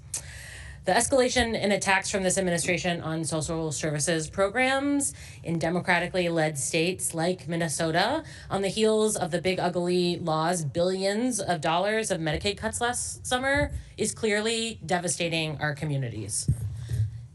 Do I believe Congress has a responsibility to reduce opportunities for misuse and fraud where we have seen evidence that it exists? Sure. That's why I introduced the Federal Program Integrity and Fraud Prevention Act, a bipartisan bill that would prevent individuals who have been convicted of fraud from applying for federal contracts. Mr. Chairman, if you are serious about addressing fraud, I'd love to see this committee hold a hearing on my bill, which was developed based on feedback from nonpartisan inspectors general, whose entire job is overseeing the appropriate administration of government programs. And let me remind my friends on the other side about Mississippi, a state with Republican leadership where over $77 million in temporary assistance for needy families funds were misused. One of the perpetrators of that fraud, former NFL quarterback Brett Favre, who received $1.1 million from the government for speeches he never made. Congressional Republicans' response was to invite Favre to come testify before the Ways and Means Committee about how we should strengthen oversight of federal welfare programs. Because I'm sure he had some good advice about that. Meanwhile, my Republican colleagues are villainizing entire minority populations because of the actions of a few. We have a word for that. I also have a lot of Republican colleagues here who talk about being fiscally responsible and reining in federal spending. Again, I also believe we should be fiscally responsible, but to me, responsible governing means that we invest in transformative universal health care that saves us money in the long term, childcare policies that give the budget back $7 on the dollar spent in long-term costs for the children who benefit. Policies that will actually save our country money in the long run and contribute to strong society and strong economy. Not slashing social services, not defunding hospitals, not eliminating childcare programs. Governor Walz, why do you think the Trump administration is so obsessed with fraud in Minnesota when its own agencies have found other states with even worse problems? Well, it's a question we're all asking, Congresswoman, and I'd like to say, and thank you for this, I just want to make sure I go on record, Chairman Comer, in condemning the slurs towards my Somali community that the gentlewoman from South Carolina made. Thank you. Look, Congress, I don't know. I think it's been pretty clear the president does not like me personally. I think he continues to tell lies about our electoral system, claiming that he's won all 3 times when he lost all 3 times. I think he has people around him who were trying to find quotas around immigration, and they saw a perfect storm, if you will, that included some Somali folks and a whole lot, you know, if we're going to condemn folks, there's no Somali folks in the Epstein files, things like that, we know. But I don't know. It's an obsession, and I come back to it again. I think it's because we are so ideologically opposed to making children go hungry, people go unhoused. We invest in education, we invest in research, and we believe everybody has a place. And so I think it's just personal about how we do business. Thank you so much. I could not agree more. There are also reports that as many as 50 prosecutors in the U.S. Attorney's Office for Minnesota have quit in the last 12 months. They used to have 70 prosecutors. Now some reports say they have as few as 17. Many of those who left include the very same prosecutors who were prosecuting the Feeding Our Futures fraudsters. How has this flight impacted your efforts to fight fraud in Minnesota? Well, it's made it very difficult. And I think for all of my friends on the Republican side, we welcomed the Republican folks, the attorneys over at the U.S. Attorney's Office who were good at helping us as partners. We turned this over to them. They prosecute, they put people in jail. They're not there now. There's nobody doing this. And I will remind this committee, the U.S. attorney was in front of a federal judge yesterday being threatened with jail because of what's going on in that office. And from my perspective, who's prosecuting trafficking, drugs, murder, and fraud? And so we want them. If you could do anything, Chairman, call the president in time to put some U.S. attorneys over there to prosecute fraud. I'll sign on with you. Thank you, Governor, and thank you, Mr. Chair. Chair now recognizes Chairman Burchett from Tennessee. Say that with disrespect in your voice, Mr. Chairman. Governor, you mentioned that President Trump lost all 3 times. I believe that's an error, and that's a conspiracy theorist. I believe you spoke in error there, but No, he lost Minnesota all 3 times. okay. Well, I'm glad you corrected that. He doesn't agree with I that, don't though, care. Chair. We're good. Have you ever used taxpayer funds directly or indirectly to take action against individuals suspected of disclosing potential wrongdoing within a government entity? I have not. Well, almost 30 whistleblowers accuse you and your administration of retaliation. Would you say that's a conspiracy then? I can't speak to what they said. I can tell you it didn't happen. Okay. Are you aware of reports alleging state officials have engaged in retaliation against whistleblowers? No, I'm not. Not specifically, no. You're not aware of that when 30 have come forward?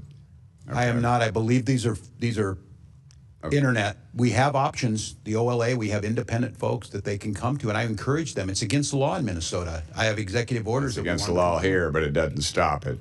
What actions have you taken to protect whistleblowers in your state, sir? And has anyone faced consequences for retaliation? If so, who?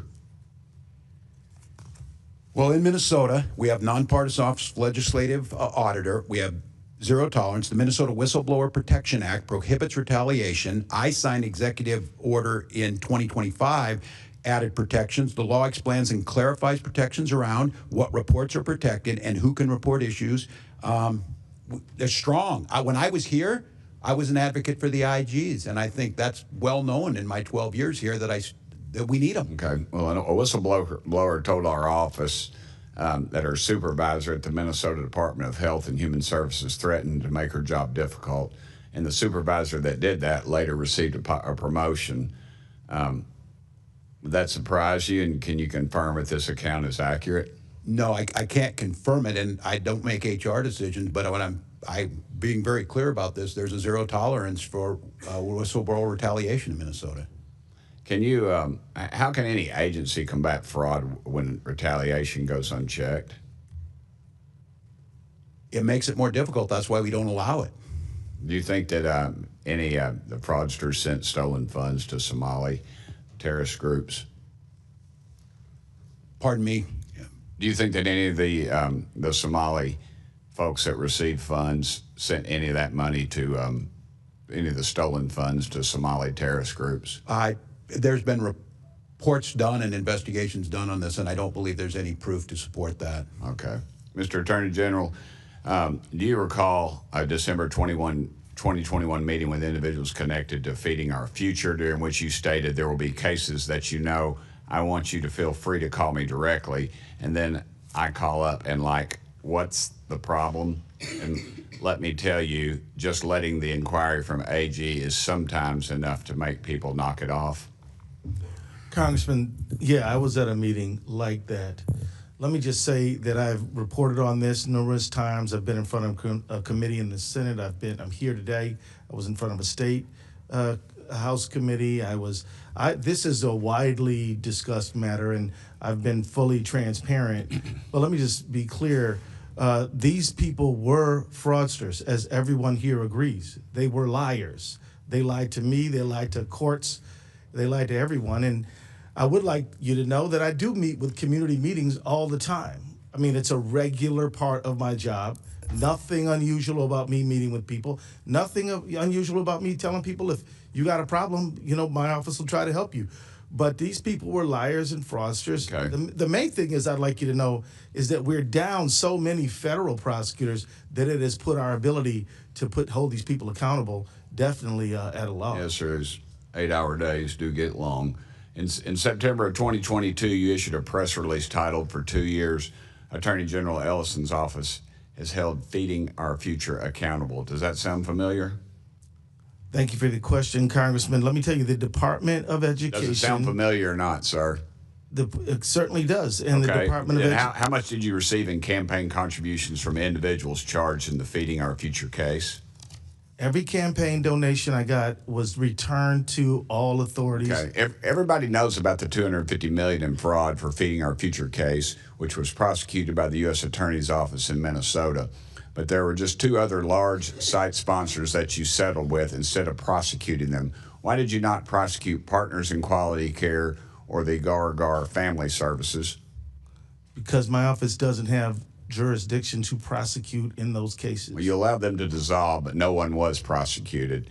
And PIQC They still may be, Sir, PIQC is accused of $300 million in fraud as significant assets, yet no charges and no attempts to recover taxpayer money. I'll remind y'all, $19 billion. I was a state legislator, and I can remember when our state budget was $19 billion. This is money that's been stolen, and it will not be recovered.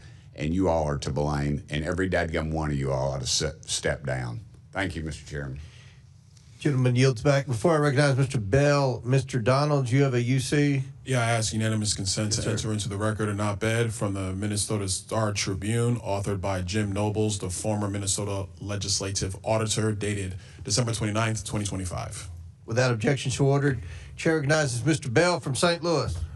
Thank you, Chair, Ranking Member, and our witnesses for being here today.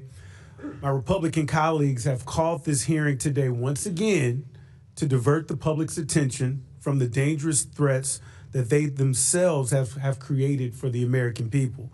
They have chosen to turn a blind eye to the escalating public safety crisis in Minneapolis, Minnesota, fueled by the deployment of ICE agents under the direction of President Trump. On December 1st, 2025, this administration launched Operation Metro Surge under the false pretense of promoting public safety in Minneapolis. Since then, we have witnessed several deaths, including the brutal killings of Renee Good on January 7th, 2026, and Alex Preddy only a few short weeks later on January 24th. News reports state that in 2026 alone, there have already been 8 additional deaths at the hands of federal agents. We are now living in one of the deadliest periods on record, with more deaths carried out by ICE agents in recent years than at any time since 2004. Under this administration's direction, masked agents have inflicted trauma that will remain in these communities and neighborhoods. There's a lack of accountability and justice. Survivor stories have been suppressed, false narratives have been told, and federal officials have refused to cooperate, even going so far as to block state investigators from accessing evidence. AG Ellison, as the chief legal officer for the state of Minnesota, what level of cooperation would you expect from the federal government during an investigation of this magnitude? Congressman, I would expect the kind of cooperation that we're used to experiencing. I mean, in all of the time that I've even been a lawyer, which is now 36 years, state-federal cooperation was exactly how we did business all the time. We are very proud and love working with our FBI agents, DEA agents, ATF agents. It's a regular thing. This is what's strange and unusual. And has the lack of cooperation and unclear communication from the federal agencies undermined the investigations into the death of Renee Good and Alex Preddy? It certainly has. We have been denied access to critical evidence in this case that we would need to evaluate this matter based on use of force analysis. Which is befuddling to me, because as a former prosecutor, I've led serious and thorough investigations in pursuit of justice. I can say that what we have seen by DHS, DOJ, and the FBI is the complete opposite of a detailed and thorough investigation into the wrongdoing of ICE officials. And let us be clear, despite what President Trump would have the public believe, those agents remain on the streets of Minnesota. These actions are not isolated incidents. We've seen similar events taking place across the nation in Illinois, North Carolina, and California, to name a few. We have heard directly from survivors about the cruelty and mistreatment they endured by ICE agents, and we have seen the individuals appointed under President Trump to head these operations evade justice and not be held accountable for their actions. We can't stand by and allow this to continue. Those responsible for these actions must be held accountable, and survivors and their families deserve answers and justice. Which is why, Mr. Chair, I move that pursuant to Clause 2, subsection K6 of House Rule 11, the committee shall subpoena Greg Bovino to testify before the House Committee on Oversight and Government Reform. A motion has been made. The committee will hold this motion in abeyance until the end of today's hearing. The committee will now proceed with today's hearing. I yield the remainder of my time to the ranking member. I'd like just to provide just a few of that time to the Reverend, who wanted to make some additional comments about something that was said earlier in the hearing. You have 30 seconds. Thank you. Just following up on Matthew 25, I am so proud of the countless ways that Minnesotans, Christians, and people of other faiths and moral conscience have stepped forward to show love of neighbor and to come alongside those who are suffering most in this time. There is no greater example of living out the teachings of Christ and caring for the least among us than what we've seen in Minnesota these past few months. Thank you. I yield back. Gentleman yields back. Before I recognize Mr. Perry, I have a unanimous consent to enter into the record an article from Alpha News where U.S. Attorney Rosen stated, and I quote, "We have more than adequate staffing to carry out the fraud. We have been reinforced in dramatic numbers by the Department of Justice and by other departments of the federal government." He also said fraud investigations are increasing in pace. Fraud prosecutions, you will see, are going to be dramatically increasing in pace. According to Rosen, if you're committing fraud in the state of Minnesota, it's really not a good time to be doing so. Just wanted to enter that article into the record without objection, so ordered. Chair now recognizes Mr. Perry from Pennsylvania. Thanks, Mr. Chairman. Governor, good to see you again. You're an Army guy. I'm an Army guy. What's, as governor, one of your primary responsibilities? Keep your citizens safe, right? I think we could probably agree on that. We might not agree on much, but we could probably agree on that. And I heard you talk earlier about working with federal partners.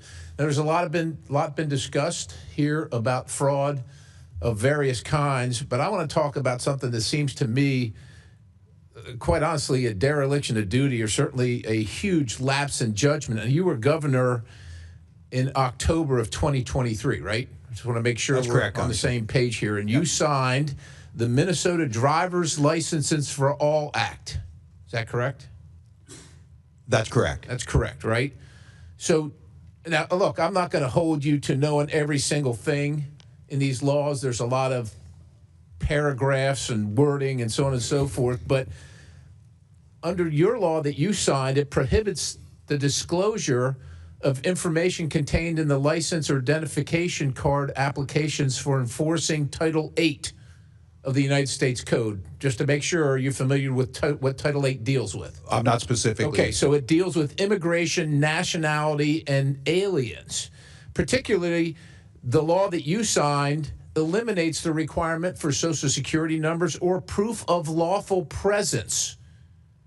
And furthermore, it's a violation under Section 14.4 of your code for anybody to research that. As a matter of fact, immigration status is classified as private under Section 13.18. So literally, the federal government, your partner, as you said, we work with our federal partners, can't use that driver's license information regarding people that are here illegally. Now, I don't understand the connection between the driver's license and the immigration piece, I guess. Well, they can't, because, well, let me make the connection for you. According to the Secretary of Transportation, 1/3 of Minnesota's non-domiciled commercial driver's licenses were issued illegally.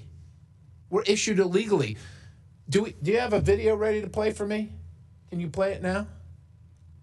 This is what happens, Mr. Governor. This is what happens when you issue driver's licenses to people illegally. He is on the northbound lanes of 61 going the wrong way.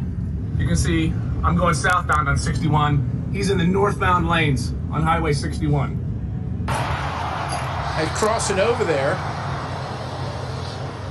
And thank God, I don't know how much that thing weighs, 60, 80,000 pounds, 60 miles an hour. 18-wheeler. You can cut the video. He was licensed in your state under a law that you signed that precludes federal officials, your federal partners, as you call them, from determining whether they're here illegally. That guy that was driving that truck couldn't pass the test. He didn't pass the test out on the road. There's another video, I'm not going to play it, but there's another video of a guy here illegally turning a truck like that around in the middle of a highway where people lost their lives because they were decapitated when they went underneath it. That's what happened. So my question for you is, this should be easy. Yep. What are you going to do to rectify the law that you signed that allows people here illegally to get a CDL? That tape was in Missouri, not in your state. Look, if you don't want to protect the people in your state, I guess that's your business and the business of your voters. But that driver was driving in Missouri. And if he'd have hit a bunch of people, quite honestly, to me, you could have been held liable. Yeah. Well, Congressman, first of all, Minnesota ranks in the top 3 safest states by highway data from your own department. Highway data? The data from the Department of Transportation for highway safety. We have the 3rd. We want everybody on our roads to be licensed. So are you saying based on that you're okay? I'm not okay with that. I'm not okay with you or I speeding. I'm not okay with DUIs. But you signed this law that allows for that. You signed it. And you're going to do nothing about it? I can't speak to the specific on the CDL. What I can tell you is... I referenced your law. It says House of Representatives, State of Minnesota. And I know there's a lot of words here. Case. I just know our roads are safer. Exactly the sections that allow for this to happen and preclude federal enforcement regarding immigration and the illegality of people receiving CDLs under your state's Driver provisions. safety and immigration are 2 separate things. Anybody, had that been a citizen or not, it's still tragic, it's wrong, we shouldn't do it. What I'm telling you is in Minnesota, we have the 3rd safest roads in the country. So you're good. You're good with this practice. I'm not good with that. Well, what are you good with? Because that's what's happening under your law. Well, I can't speak to the specific on if it's an outlier. We give license to people who then eventually... People get DUIs after we issue them. That happened last month. This is March. That happened a week and a half ago. Yeah, I don't know. Are you familiar? That's wrong. And look, but you're not going to do anything. Sure, we're going to do. What are you going to do? Traffic laws against them. What are we going to do? Was this person arrested? I sure hope so. Well, that's good. And but he was licensed in your state under your law that you signed about a year and a half ago. Every day we give licenses and people speed. So we ticket them and try and stop that. What I'm telling you is I don't understand the connection between... He's here illegally. He can't read, and he got a license under your provisions, and he's driving all across the country, imperiling everybody else. That's the connection. I can't speak. Thank you. The data shows Minnesota is one of the safest driving states in the country. I don't know what to tell you. I don't know. Thank you, Mr. Berry. Thank you. Chair now recognize Mr. Min from California. I'm first, sir. Oh, you're next. Okay. Is that okay, sir? I didn't have it on the list, but oh, I will yield to the ranking member. You can go ahead. I don't care. You sure? Okay. You can go ahead. I'll let her go. Next? I was tardy. I thank you, Mr. Min. I thank you, Mr. Chairman. Good afternoon, and thank you, witnesses, for coming today. So, what I've heard so far is feeding our future, $250 million stolen, 50 convictions secured, the prosecution was working. Then the administration froze $10 billion in child care across 5 states. No evidence, no legal authority, no statutory process. A federal court ruled it unlawful and unconstitutional within 48 hours. Thank you, Attorney General Ellison and Attorney General Bonta, for that work. Then the lead prosecutor resigned. His team followed. Those prosecutions are now at risk. So the record shows they froze $10 billion illegally, lost in court immediately, and dismantled the prosecution, actually putting fraudsters in prison. Every single action made the fraud worse. This isn't incompetence, because incompetence is random. This was targeted, legally defective, and prosecutorially catastrophic. If this committee was serious about fraud, the first witness should have been the HHS official who sent the letter, not the Attorney General who beat them in court. Attorney General Ellison, what are we doing here? And I want actually to ask you, what is your office doing systemically to prosecute fraud in the state? Well, thank you for the question, Congresswoman. As I said, prosecuting Medicaid fraud is a very important work that we do. We do it every single day. We've secured millions of dollars for people. We've gotten millions in restitution. We've convicted people and held them accountable. We also represent state agencies and help those agencies support the work that they do.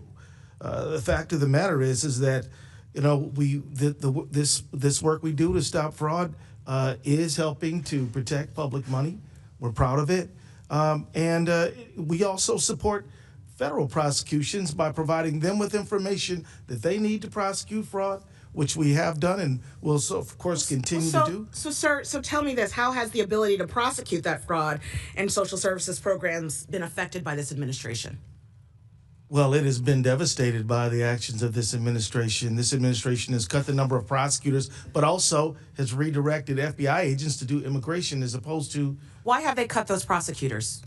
Those prosecutors actually, I said cut, but they actually resigned as a matter of conscience because the administration was trying to force them to investigate the widow of Renee Good. Say more. So many of them said that they couldn't work under those circumstances because it violated their personal ethical requirements. So they quit. So they left their jobs that they had sworn to do en masse because they were conflicted with conscience. That's right. And may I add, Congresswoman, that we have had motions to dismiss for the violation of a defendant's right to a speedy trial granted by judges in Minnesota because there's not enough federal prosecutors. And, one of those was a person who was a violent offender who was being prosecuted for felon in possession of a firearm. Case was dismissed because there are not enough people to perform the functions of prosecuting people who commit crimes. So this is having a devastating effect on our state. And in addition to all that, Congresswoman. Well, so let me get this straight. Help me understand. 50 convictions secured, additional prosecutions in limbo. The administration's prosecutors have quit because the staging of how this all works, they believe, and they have said on record, is immoral. Why are we here? I've been wondering that, Madam. Because aren't you saying that you would love for the prosecutions that are dangling in the wind, you would love for those folks to face justice? Absolutely. Stealing public money is repugnant. So the ask would be then to the administration for what? With this committee here, I think your colleague, or the governor of your great state, said you want more federal prosecutors on this case. Yes, but we should go back to the Hippocratic Oath of do no harm. I mean, it would be good to just stop doing things that shouldn't be done, such as demanding that prosecutors investigate Renee Good's widow. Right. That's right. Well, I want to thank you all so much for coming today. And to the Reverend, I was able to come to your state briefly.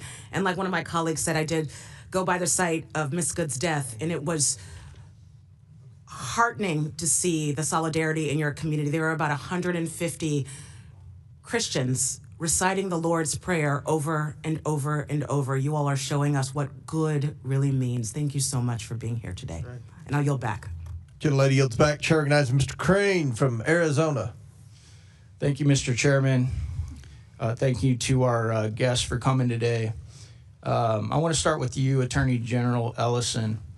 In an interview with CNN host Laura Coates, she asked you about whether or not you did enough to stop the fraud.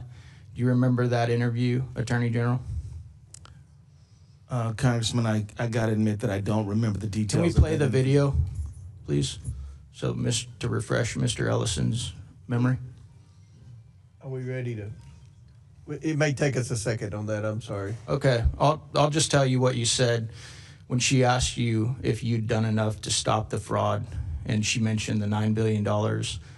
You said, "Of course we have done enough. We're doing more every single day. This is a political matter. This is not a serious thing." Do you remember saying that, Attorney General Ellison? I remember the conversation. What I remember was that I was lamenting the politicized nature of this very serious problem. You said it's not a serious thing. So now you're saying fraud is a serious thing. Okay, well that's not Politicizing what fraud you is said not on a serious CNN, Mr. Ellison. You said this is a political matter, and this is a quote. This is not a serious thing. So I notice you're changing your tune now that you're before the House Oversight Committee. I would have to. Do you understand, Mr. Attorney General, why this adds gasoline to the fire when Americans are so frustrated with this government for their out-of-control spending and the amount of money they pay in taxes, and then to see $9 billion of it, an estimate of $9 billion getting stolen of their taxpayer dollars and being used to fund cars and vacations and homes and even fund terrorism? Do you understand how statements like that throw gasoline on the fire, sir? Congressman, I believe that you are mischaracterizing what I said. No, I actually read you the quote. I'm not And Mr. mischaracterizing Crane, that it all. video's ready if you still want it. It's up to you. Yeah, let's play it, please.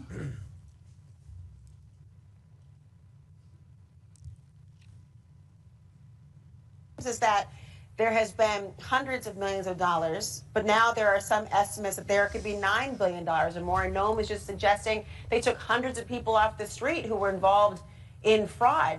Are you confident your office has done enough? Of course, we've done enough, and we're doing more every single day. This is a political matter. This is not a serious thing. So how are you going to sit here, Attorney General, saying I'm mischaracterizing? I read word for word your quote. I then showed it to the entire dais, the entire audience here today. How are you going to sit here and say that I mischaracterized you? Congressman, I believe you mischaracterized me because clearly what I was referring to by not serious is that the serious issue of fraud is being politicized and converted into a political weapon. That is not a serious matter in my view. That is something that I believe all of us should take seriously, but we're not taking seriously enough. So, sir, I would say very clearly, fraud is a odious, horrible, malignant thing, and that's why it should not be turned into a political weapon. But we should come together on a bipartisan basis. The reason it's becoming political, sir, is because of statements like that when confronted with the $9 billion of fraud in your state as the top cop in your state that you're clearly not doing enough to address. I want to move on. Reverend Tolagard, you said in your opening statement that today's hearing is about fraud in Minnesota, quote, unquote, which is serving as a pretext for the terror the federal government has brought to the people of Minnesota. This fraud has been used as a rationale for deploying 3,000 federal immigrant enforcement agents into our state. Did you say that, Reverend? Yes. This is absolutely false. These federal agents were actually brought in to the state of Minnesota for a very specific operation to remove illegal alien criminals. It wasn't because of the fraud. That's being handled under a completely different agency and ICE and everything else. That's the U.S. District Attorney, okay? Did you know that? The administration has linked all of these things together. Well, they've linked the fact that you guys supported an open border that let in $15 to $20 million, and some of the fallout from that is fraud, like the $9 billion we're talking about today. Some of it are the rapists, the gangsters, the people that are committing fraud. They're burglarizing people, they're carjacking people. It's all kind of linked together. It's also linked to the SAVE Act, which many of you guys and my Democrat colleagues don't want to vote for, even though 83% of Americans support it. It's all linked together, but that's not what this operation was about. So you're bearing false witness in this hearing today, because that's not what that operation was about at all. What I'm here to talk about is the suffering of Minnesotans at the hands of federal agents, including children and their parents, and the great devastation and harm that it has caused across our state and across our wonderful communities. Have you spoken out about Lake and Riley or any of the American victims that have been raped, murdered, or killed by these illegal aliens, Reverend? I didn't think so. I yield back. Gentleman yields back. Now, Chair recognizes Mr. Min from California. Thank you, Mr. Chair, for convening in this hearing. Let's start at the outset by just stating the obvious. Waste, fraud, and abuse are horrible. They're stealing from taxpayers. They're taking money and food out of the mouths of hungry kids. I have spent my career fighting against fraud. I started my career at the SEC, prosecuting corporate fraud, continued on as a law professor, teaching the next generation, And as someone on the Oversight Committee, this is a very, very important issue to me. Again, every dollar that is stolen from these programs is a dollar that's not just taken from us hardworking taxpayers. It is something that is meant for a better use. And so I appreciate the gist of this hearing, but as I pointed out in prior hearings on allegations of fraud in Minnesota, the singular and exclusive focus on the Somalian community in Minnesota seems very partisan and wrong, because we know there's massive fraud across this country, particularly in southern states, including states like Florida and Mississippi. Mississippi is still at trial right now over $77 million in welfare fraud. Federal prosecutors have recently arrested a Russian national accused of submitting billions of dollars in fraudulent schemes in Texas and Florida. And of course, Oklahoma and Alabama consistently rank as the highest states when it comes to SNAP fraud. And yet we've only focused on Minnesota. Why? As a freshman member, I've been here 14 months, but I've learned that the House Republicans are all single-issue voters with just a handful of exceptions. And that single issue, the only thing that you all care about is whether you're on Team Trump or not. And so when Donald Trump goes after Minnesota and falsely claims that he won the election there 3 times and that it was rigged against him, I pay close attention. When he says that he would no longer admit Somalians to this country because they contribute, quote, nothing to this country, I listen. That's a wildly racist statement, but it's going to reflect what Republicans are going to do, and that is why we're holding this hearing. I care about welfare fraud, and I care about the scumbags who rip off taxpayer money. But if this was about welfare fraud, we'd be also hauling in people like Mississippi Governor Tate Reeves and former NFL quarterback Brett Favre, who clearly knew about a scheme to send money to build a volleyball facility at the college his daughter was playing at, receive funds for $600,000 or more for work that he never did from the government, again, taking money from the mouths of children that are hungry. No, this hearing is not about welfare fraud. It's about placating Donald Trump. This committee is holding this hearing for the same reasons that it's ignoring the massive corruption we know that Donald Trump is engaged in his family, soliciting bribes from foreign governments and private companies in exchange for regulatory favor, for the same reason that Republicans are protecting pedophiles right now and that the DOJ is right now actively deleting Epstein files while we're at war with Iran. It's why they ignore their oath to support and defend the Constitution of the United States. It's why we're holding hearings on this rather than on ICE abuses or the fact that Donald Trump just took us into war without even consulting with Congress, let alone getting our authorization for military use or force or actual declaration of war in direct contravention of the Constitution of the United States. But for those of us who care about taxpayer dollars, let's focus on that. This is horrible, but of course we have seen instead a different type of abuse of our taxpayer dollars. They've taken our taxpayer dollars and used them to fund abuses against our American people, as a number of our witnesses have aptly described. And I want to just point out that until the murder of Alex Preddy, not a single DHS or ICE agent accused of wrongdoing, witnessed or videotaped assaulting Americans was suspended, faced any disciplinary action. That doesn't happen with police. When my local law enforcement are accused of misconduct, certainly if they're videotaped shooting someone, they are subject to an investigation. Maybe they're justified or not, but they're suspended, removed from duty, investigated. None of that has happened until the murder of Alex Preddy and the outrage around that. Now, Governor Walz, I want to just briefly ask you, what's the economic impact that the deployment of ICE in Minnesota has had over the past few months? Well, thank you, Congressman. I thank you for your characterization. I associate myself with you on fraud is horrific. It is corrosive. It hurts those people that are there, and taxpayers should demand accountability. And I think that's what we're trying to take. The issue can, again... What's the economic impact? Like, I know business... Look, for us, we just had our economic numbers, and I would tell people that we have to balance the budget every year. Minnesota is strongly, we're AAA bond rated. That shows up good. It doesn't account for what happened over the last 3 months. And by estimates, the city of Minneapolis estimates they lost $200 million alone. And I remind people, you saw pictures of Minneapolis. This happened across the state.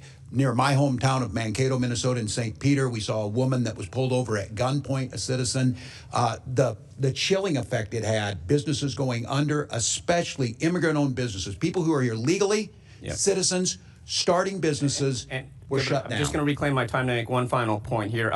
I was at Minneapolis, had the chance to meet with you and others. I also met with a number of local police chiefs, and one of the things they told me, first, this is not the first time ICE has operated in Minnesota. But in the past, what is different about this time is that they did not coordinate. They did not tell anyone. And that resulted in a lot of 911 calls, because when you see masked men jumping out of vans, pulling people out, assaulting them, punching them in the head, as happens all the time with ICE agents, And by the way, that's not a matter of training. It's a matter of picking people who are predisposed to violence. That costs our local police quite a lot of money. It's one of the reasons I'm going to be introducing the Recoup Act so that local jurisdictions are repaid for the funds that they expend due to ICE misconduct. With that, I yield back. Gentlemen, yields back. Before I recognize Ms. Boebert, Mr. Gill, I understand you have a UC. Yep, thank you, Mr. Chairman. I ask unanimous consent to enter into the record a letter from the America First Policy Institute dated March 3rd, 2026, which details widespread and rampant fraud in Minnesota. Without objection, so ordered. Chair, now recognize Ms. Boebert from Colorado. Thank you, Mr. Chairman. I'm going to summarize some of the things that have already been said here today rather than ask these questions directly. The federal prosecutors that we have now charged nearly 100 individuals across multiple Minnesota fraud schemes, including Feeding Our Future and related Medicaid, daycare, and autism programs, with 85 of those charged being of Somali descent. Governor Walz, your administration's Department of Education and Department of Human Services failed to act on multiple early fraud warnings about Feeding Our Future, allowing the theft of at least $250 million in federal child nutrition funds that were supposed to feed hungry kids during the COVID-19 pandemic. Governor Walz, I'd like to turn to the demographics and policy choices that enabled this. Since you took office, the Somali population in Minnesota has grown substantially. Recently, Fox 9 reported the reporting puts the total over 107,000. Did your administration's soft on immigration policies, including expanded refugee programs and temporary protected status, contribute to that rapid growth? I couldn't speak to why people moved to Minnesota, other than it's a great place to live. It could be a sanctuary policy and refugee programs and temporary protected statuses. According to the Center for Immigration Studies analysis of census data, 81% of Minnesota households headed by Somali immigrants receive one or more forms of public assistance, compared to just 21% of native-born Minnesotan households. Why is that disparity so extreme under your watch, sir? I can't speak specifically, Congressman, but I would anticipate that new generation immigrants, whether they be Norwegian or whether they be Hmong or whether they be Somali, probably on the front end as they're establishing home ownership, education. I think we should be bringing folks to our country that are going to contribute and not just siphon off of the tax dollars They are of contributing. American citizens. Mr. Governor Walz, yes or no, would stricter vetting of immigrants and refugees have prevented many of these fraudsters from entering our country in the first place? I wouldn't have any way to know that. Do you agree with stricter vetting processes for those who are coming to our country? I don't care where you're coming from. If you commit fraud, you're going to jail in Minnesota. That's what I care about, and that's what I'm here for. Yes or no, should Somali immigrants or any other immigrants who defraud American taxpayers and steal funds intended for hungry children be deported immediately? That's a decision for the federal government. You're responsible for immigration. Governor Walz, do you know who Victoria Eileen Harwell is? I do not believe I do. What about American Mafalda Tyer? I don't believe I do. There. These are Minnesota women who were brutally killed by illegal aliens in your state. You don't know who they are, so I would also assume that you did not attend their vigils or speak out to their families when they were brutally killed by illegal aliens. I'm not familiar with both of these, no, Congresswoman. No, just the hard-hitting CNN ones. Yes or no, would you support ending Minnesota's sanctuary policies to stop these fraudsters and murderers from using your state as a safe haven? Well, as I said on June 12th, we don't have sanctuary policies, and Tom Holman reiterated that here in the past few weeks that we do not either, and that we are cooperating as required. Thank you, Governor. Will you direct local law enforcement to fully cooperate with ICE and federal agents and follow federal immigration laws that are currently on the books? They do. If they want to do more, they can, but we have a floor that they have to. And that's been proven time and time again in Minnesota over this. That's why they're leaving, because we had cooperated. Okay. Final question for you, Governor. There are multiple documented reports of Somali immigrants entering sham marriages, including siblings and close family members, solely for immigration purposes. Are you aware of these reports, and what, if anything, has your administration done to stop this kind of immigration fraud happening in your state? States are not responsible for immigration screening, and I'm not familiar with what you're You're not responsible for any vetting whatsoever? Federal Okay, well, government. this is happening under your watch, and there's immigration fraud, so we will do everything that we can. And hopefully you allow your local law enforcement officers to coordinate with federal agents when we are going after these immigration fraudsters. As we do. Governor. Thank you, Madam. Chair now recognizes Mr. Walkinshaw from Virginia. Thank you, Mr. Chairman. Governor, would you agree that fraud is not a victimless crime? I would agree with that. It is not a victimless crime. Thank you. And it's my understanding that in Minnesota, you as governor, you do not have the unilateral power to pardon those convicted of state crimes, but you and Mr. Ellison and I think one other person sit on a panel that can issue pardons. Is that correct? Yes, with the Chief Justice of the Supreme Court. Thank you. In your time on that panel, can you recall ever pardoning an individual convicted of fraud? I can't recall. I can't state either way. Okay. Mr. Ellison, any recollection of that? It's possible. I don't recall it, though. Okay. I'm not sure if it's true in Minnesota, but at the federal level, if a convicted fraudster is pardoned, that pardon can wipe out their obligation to pay restitution to the victims. Are any of our witnesses familiar with this individual? I know you're far away. His name is Jason Galanis. Sound familiar?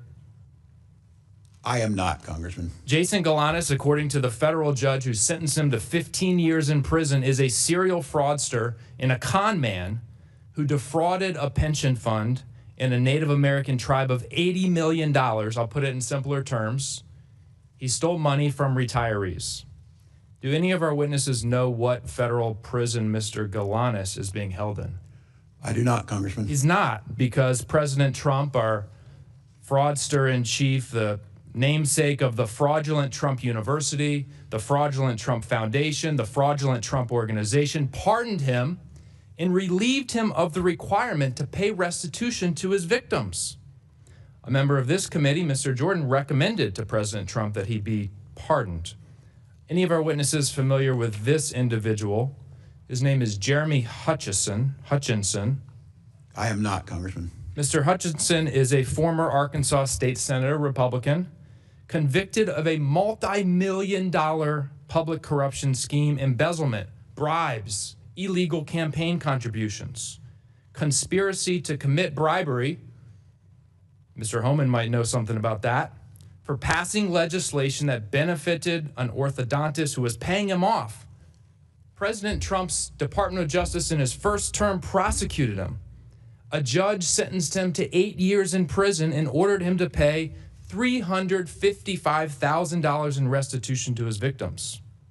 Any of our witnesses know where Mr. Hutchinson is serving that sentence today?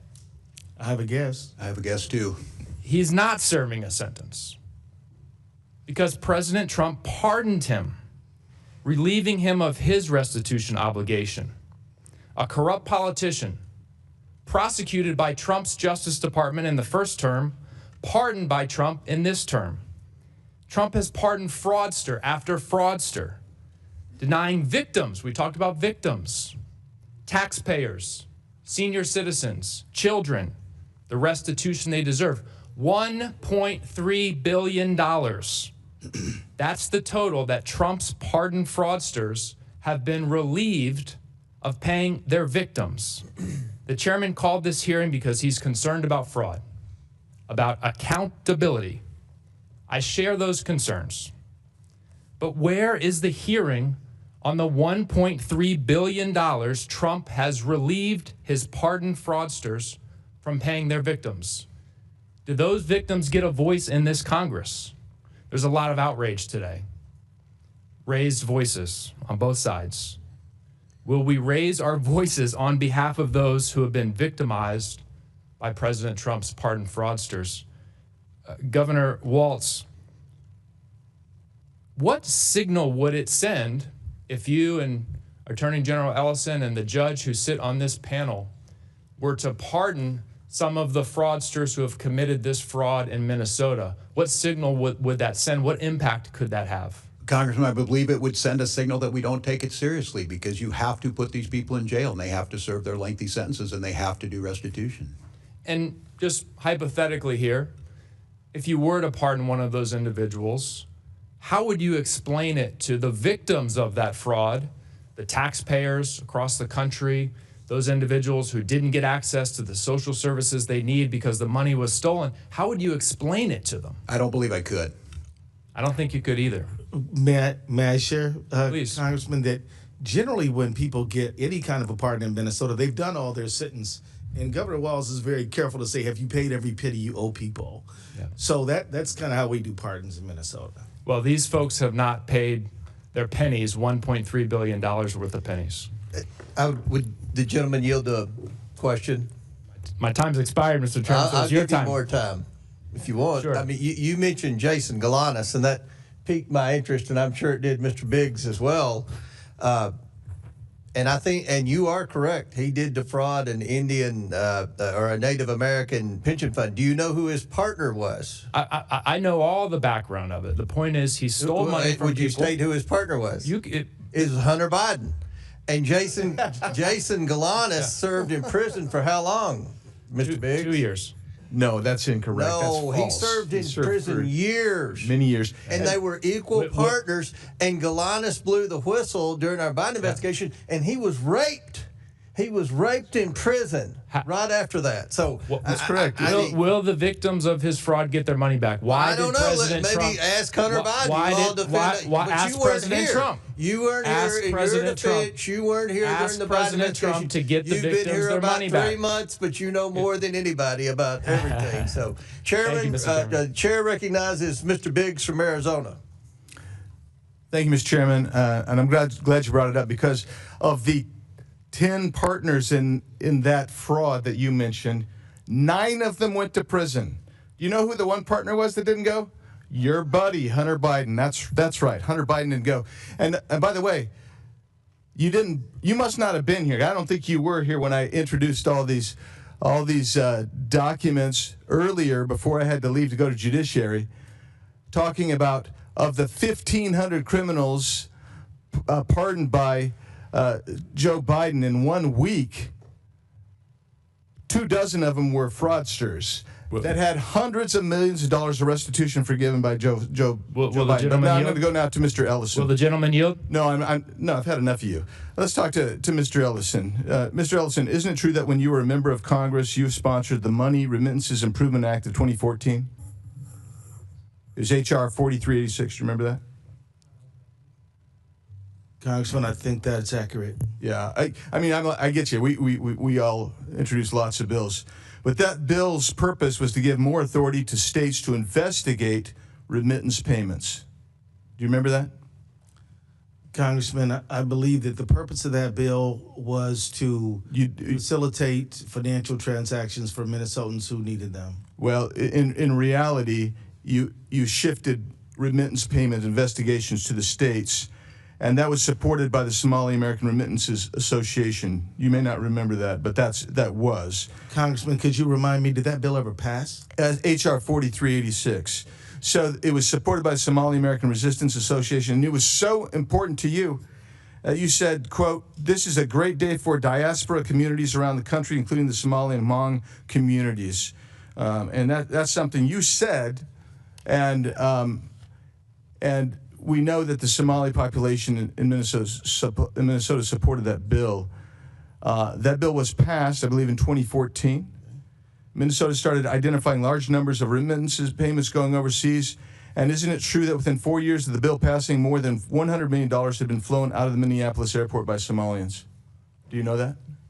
I don't have the information on that. And then over the last 2 years, the TSA has identified over $700 million being flown out and linked to Somali travel. Are you familiar with that? No, sir, I don't have the data on that. Under your 10 years at AG, the amount of remittance payments going to Somalia, which, by the way, some estimates as high as 40% of all Somalia's GDP comes from those remittance payments, and roughly 40% of families in Somalia receive some benefit, economic benefit directly from some remittance payments. So, moving from that, do you know Salim Saeed? That name is not familiar to me, sir. Ikram Mohammed? No. Abshir Omar? No. Okay, so in 2021, you met with a group of Somalis, business people. Those three people were there. Safari Restaurant, Partners in Quality Care, also known as Parties in Nutrition, some of their named partners, and Feeding Our Future representatives, including Abshir Omar, who said they were having difficulties because they were being investigated, and that conduct is very racist, xenophobic, and Islamophobic. Do you remember that meeting? Yes, I do, and I'll tell you that these are people who were fraudsters. They lied to me. They lied to the judge. Yep. They lied to state agencies, and that's why we contributed to them being convicted. Well, let's go on from that, because you may not remember some of the things you said to them, specifically, and maybe we should play this video. I don't know if do we have the video queued up. If we have the video queued up, well, that's fine. Let's do it. You call them and say this is not in the right format. Not you're out. You're done, your contracts are over. And so this has my attention. I'm extremely frustrated by it, but we are in the middle of a battle with the agencies now. And I can tell you this, Walz agrees with me that this piddly, stupid stuff running small people out of business is terrible. Because what you thought was terrible there was that these people were being investigated for fraud. And you later took $10,000 in campaign donations from these same individuals. Do you remember that? I would disagree with that characterization entirely, sir. I'm sure you would. No, because it's surely uncomfortable for you. But you took $10,000 from those same people that were ostensibly supposed to be investigated. Yeah. No, that's actually inaccurate. No, it's not inaccurate. Well, it is. First of all, you're entitled to say it's inaccurate, but the facts are the facts. And my time's expired, Mr. Chairman, but I do have some UC requests. Go ahead. Thank you, Mr. Chairman. Minnesota AG, who took $10,000 from convicted scammers, dismisses fraud scandal as political theater. Without objection. Amy Bach alleges Governor Tim Walz, Attorney General Keith Ellison knew of Minnesota fraud. Without objection. Walz and Omar using ICE operations to distract from fraud scandal. Without objection. Tim Walz accused of stonewalling Key Probe as Somali fraud sweeps his state. Without objection. Conservatives blast Dems. Walz for likening ICE agents to Nazi police force. Without objection. Tim Walz urges Minnesotans to resist federal occupation. Without objection. Tim Walz was a COVID-19 tyrant. Without objection. Anti-ICE agitators set up blockade on Minneapolis Street to check drivers' license plates. Without objection. Minnesota Attorney General's legal opinion could threaten some county agreements with ICE. Without objection to order. ICE restricted from Minneapolis-owned parking areas under Mayor Fry orders. Minnesota mom jailed over COVID accuses Walz of tyranny. Minnesota grandma jailed for defying Walz COVID lockdown order warns you do not want tyranny at this level. And mother ponders. And that's all I do. Without objection to order. Chair now recognizes Ms. Presley from Massachusetts. I've been in Congress now for almost 8 years, and one of the most meaningful moments that I experienced here was in the Committee on Oversight and Reform under the great Chairman Elijah Cummings. It was the first hearing to take place that I introduced in the House of Representatives on the epidemic that is childhood trauma. Though I represent the Massachusetts 7th, one through line has remained true in my travels and conversations from Massachusetts to Minnesota to Illinois to Texas, and it is the devastating impacts of Trump's terror campaign on our nation's children. This administration's policies, including but certainly not limited to Operation Metro Surge, in my opinion, I would characterize as child abuse, child neglect, and inflicting childhood trauma. We are experiencing in real time the compounded adultifying of our children, where increasingly so a childhood is a privilege instead of a right. I'm reminded of a conversation I had recently at the airport where a dad approached me to talk about his 6-year-old son who returned home from school pleading and begging for his parents to give safe haven to his classmate, his best friend, for fear that if they did not do that, that he would be deported. No child should have those concerns or carry that heavy burden, but this is the reality for our nation's children under Donald Trump's America. Frederick Douglass said it is easier to build strong children than to repair broken men. We are certainly not building strong children. In my district, the Massachusetts 7th, Eleni was only 2 weeks old when her father was wrongfully taken by ICE, a trauma that she will carry for the rest of her life. Again, so far I'm speaking about the pleas of a 6-year-old and the policy, the family separation of a 2-week-old.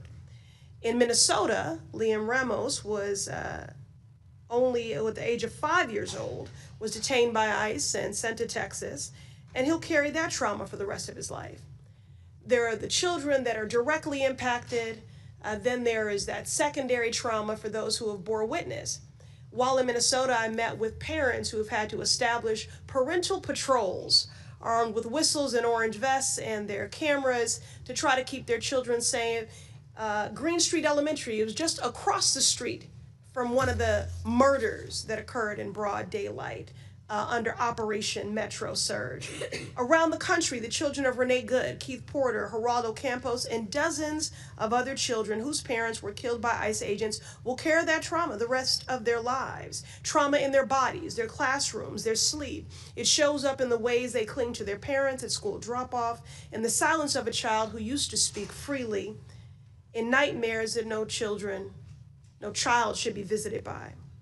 Governor Walz is a former educator and coach. You work closely with young people experiencing traumatic events. What effect does this have on them, their classmates, and community? And have you heard from mental health professionals or pediatric providers about how this is showing up in your state? No. Well, thank you for the question, Congresswoman. First of all, I would say when I talk about Minnesota being one of the best states, if we're not first, it's usually because Massachusetts is. And I note that it is true because you care about this. And you mentioned it correctly. This is generational trauma that's been inflicted, whether it's learning loss that's happened or the trauma we've seen amongst our children. I say that as an educator, as governor, the deep concern, but as a parent of seeing this, what's happened to our children. We know that mental health issues will start to show up. We know that we'll see educational loss, and those have generational impacts on our economy and everything else. But I will note, your colleague mentioned me being a tyrant during COVID. We had some of the lowest deaths due to COVID. Tyrant looks like children being drugged from their parents, old people being drugged out of their house without warrants, 2 dead on the streets. And your point, the world saw a piece of it on TV. I can tell you none of us are going to be the same, Congresswoman. We are going to deal with this, and we are going to put money into social service programs to address it while we tighten up fraud protections, because the idea is you have all these generous programs, yes, and our people are healthier. Our people are more educated. Our economy's stronger. So thank you. Thank you. I ask unanimous consent to enter into the record a February 2026 article from Hechinger Report titled Parental Stress, Raids, and Isolation. How immigration enforcement traumatizes even the youngest children. Without objection to ordered. You know, as I close, I've always taken issue with the myth that children are resilient. Something that people say because I guess it brings them comfort. The false notion that if you hurt kids, they will automatically heal. It allows policymakers to inflict harm and then to look away. But children are not collateral for reckless and godless policies, and they should not be ignored. Rather, we should center children to understand the impacts of all these policies. And Governor Walz, with these remaining seconds. I'm sorry, ma'am. Okay, well, I yield. All right, thank you. Chair now recognizes Mr. Sessions from Texas. Mr. Chairman, thank you very much. To my 2 former colleagues, I would welcome you back, and I know that this is something that is not as easily done. and I recognize that. I want to thank our Methodist preacher for being here. I want to put in some context what you've heard today, and that is probably to both of you, not a lot has changed up here.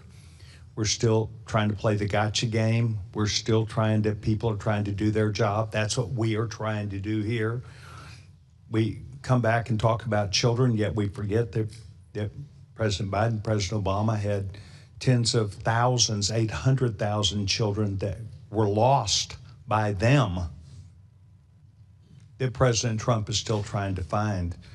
We talk about not trusting ICE, which is a federal component, and yet the Boston bombers caused chaos.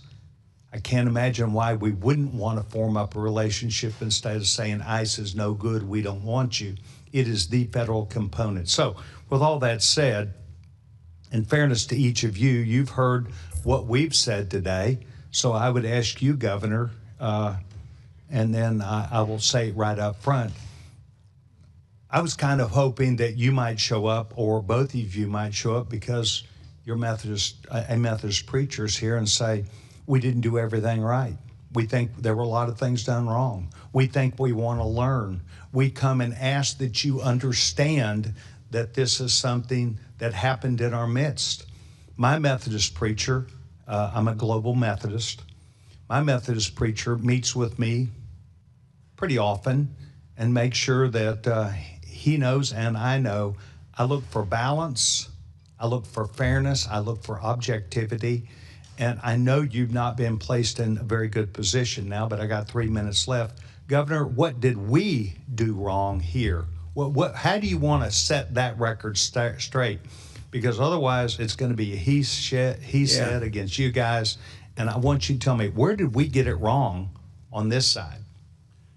Well, Congressman, I appreciate that, and I do say... and you and I are friends. We are, and I've said it publicly before. We disagreed on some issues, but we had a lot of conversations on the floor. Look, I think I agree with you. As governor, I've taken accountability for this. I'm not going to run again. I need to spend the time fixing this.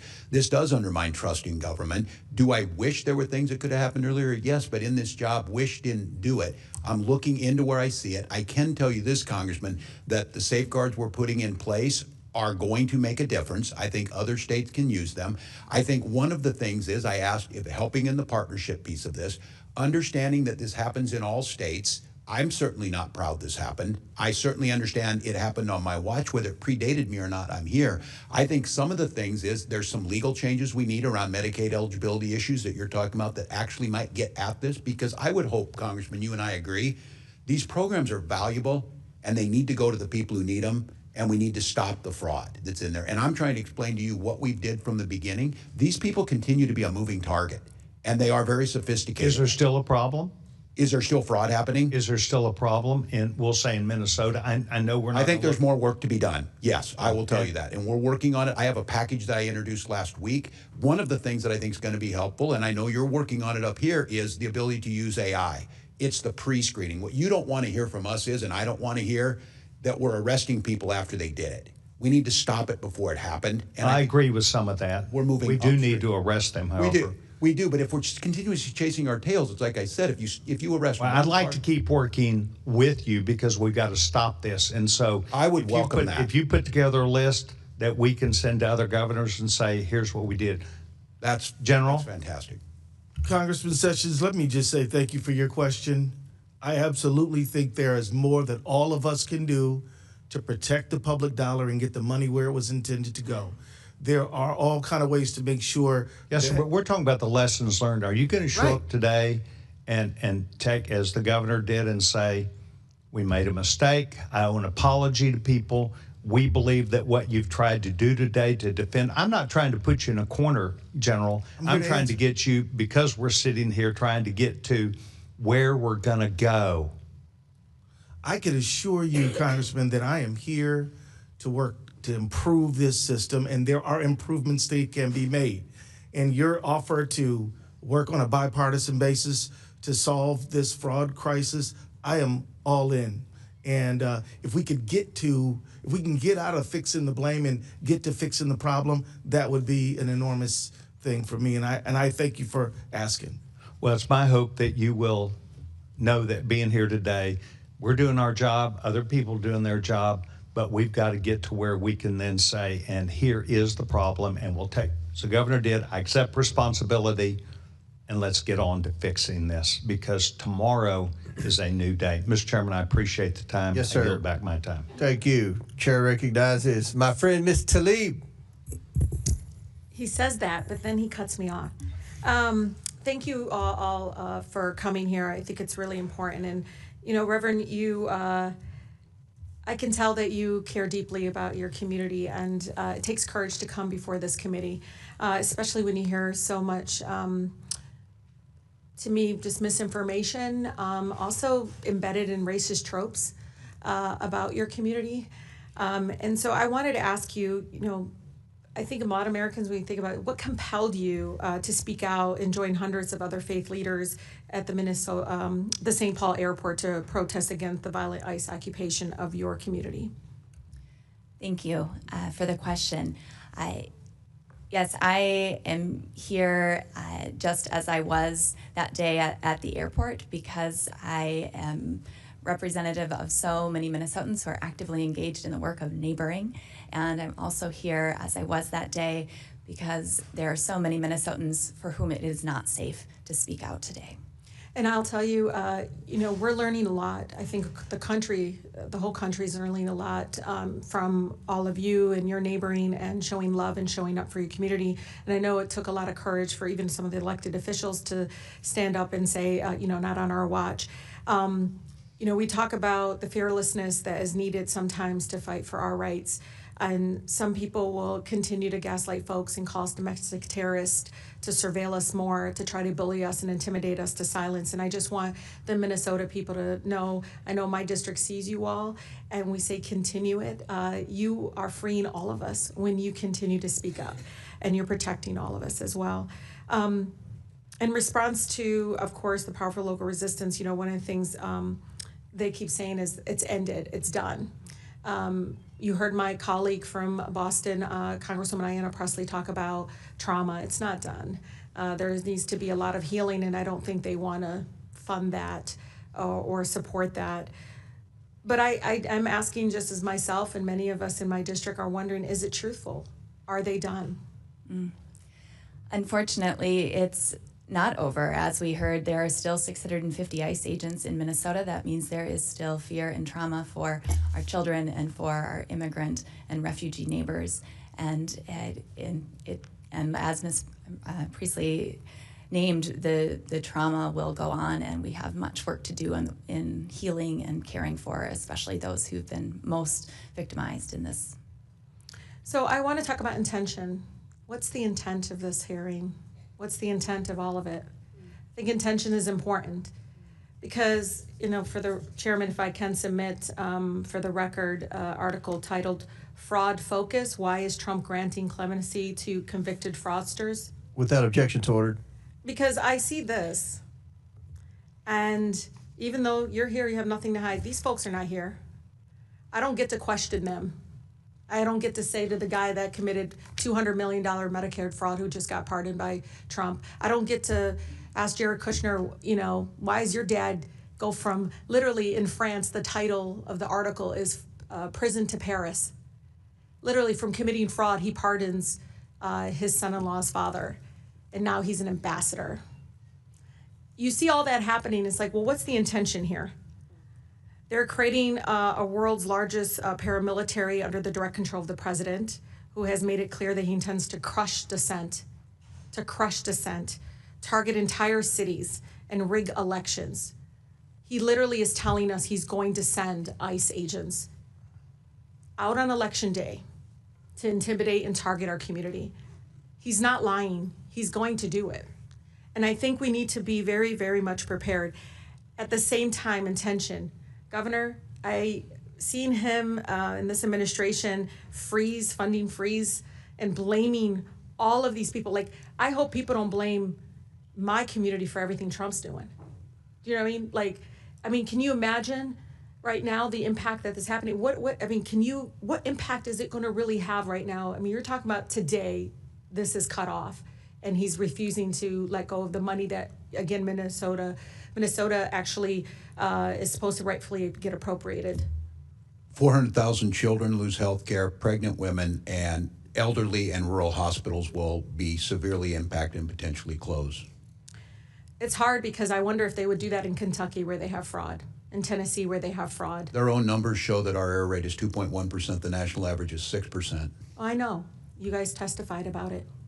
Attorney General, even though, you gave everybody else 30 seconds, I need to ask you, I mean, you're here today.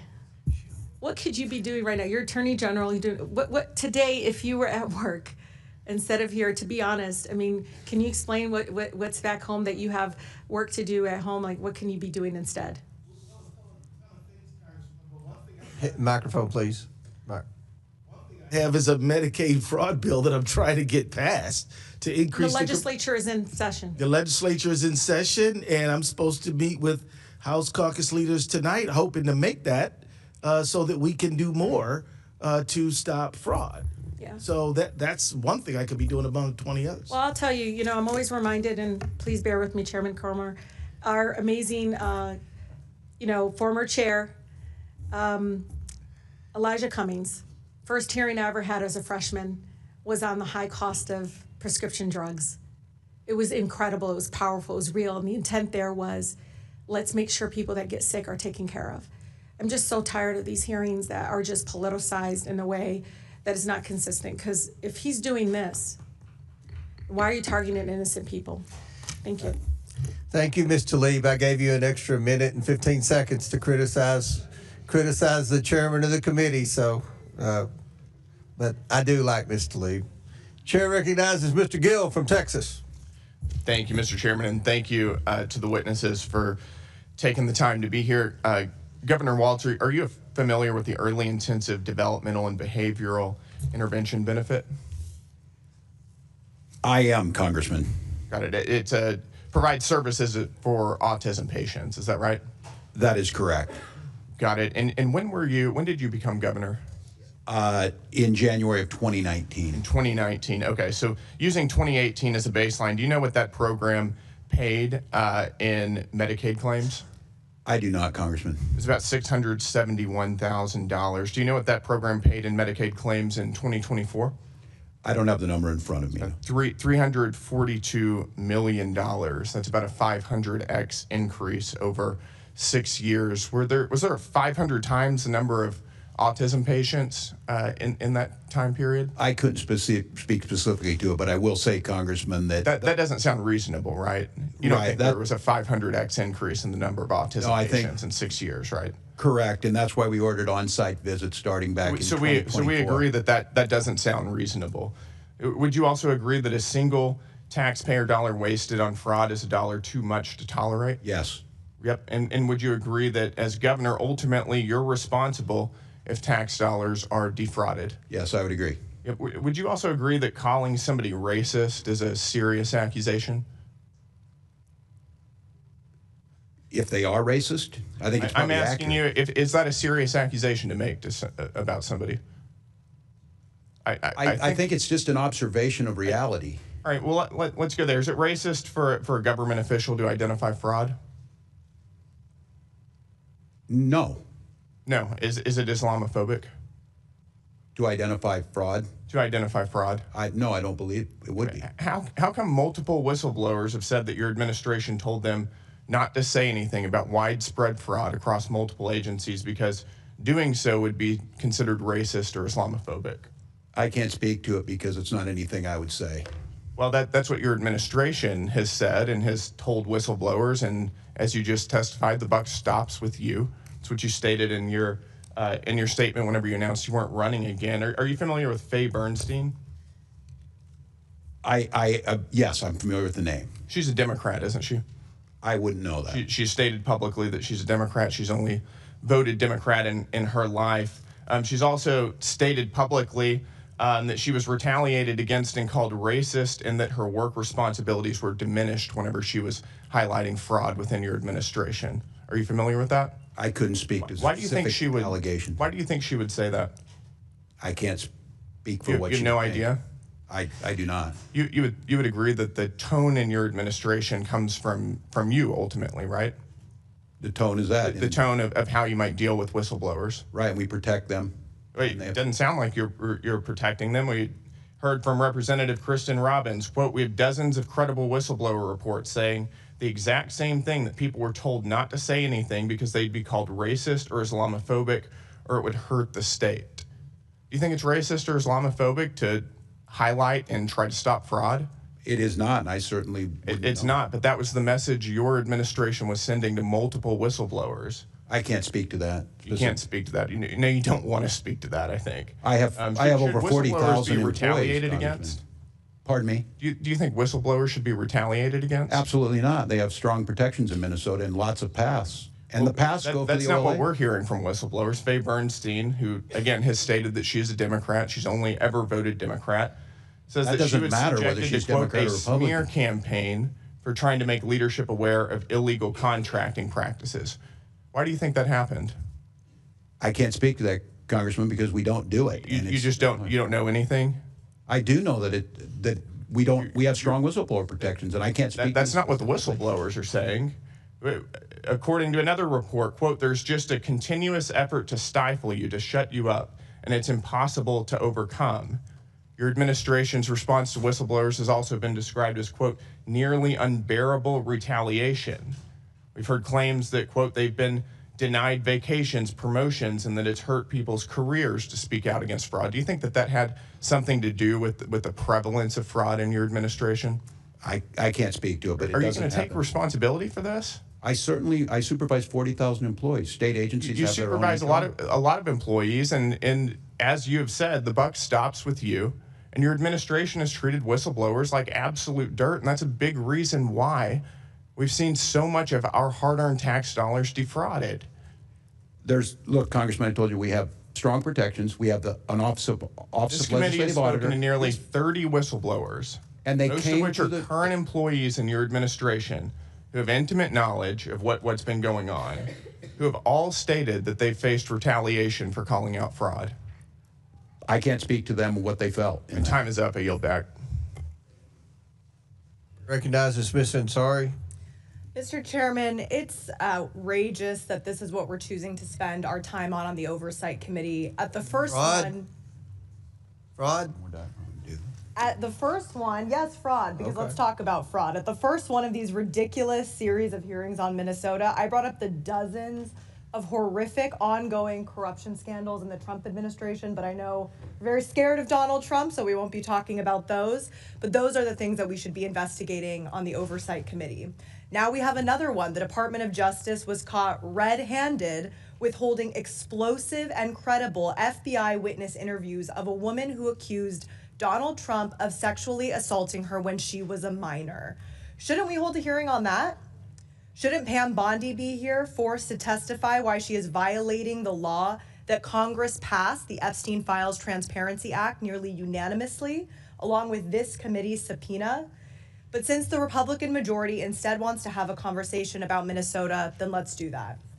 The Trump-Epstein regime's deployment of thousands of ICE agents, Donald Trump's personal secret police force, is a fascist disgrace.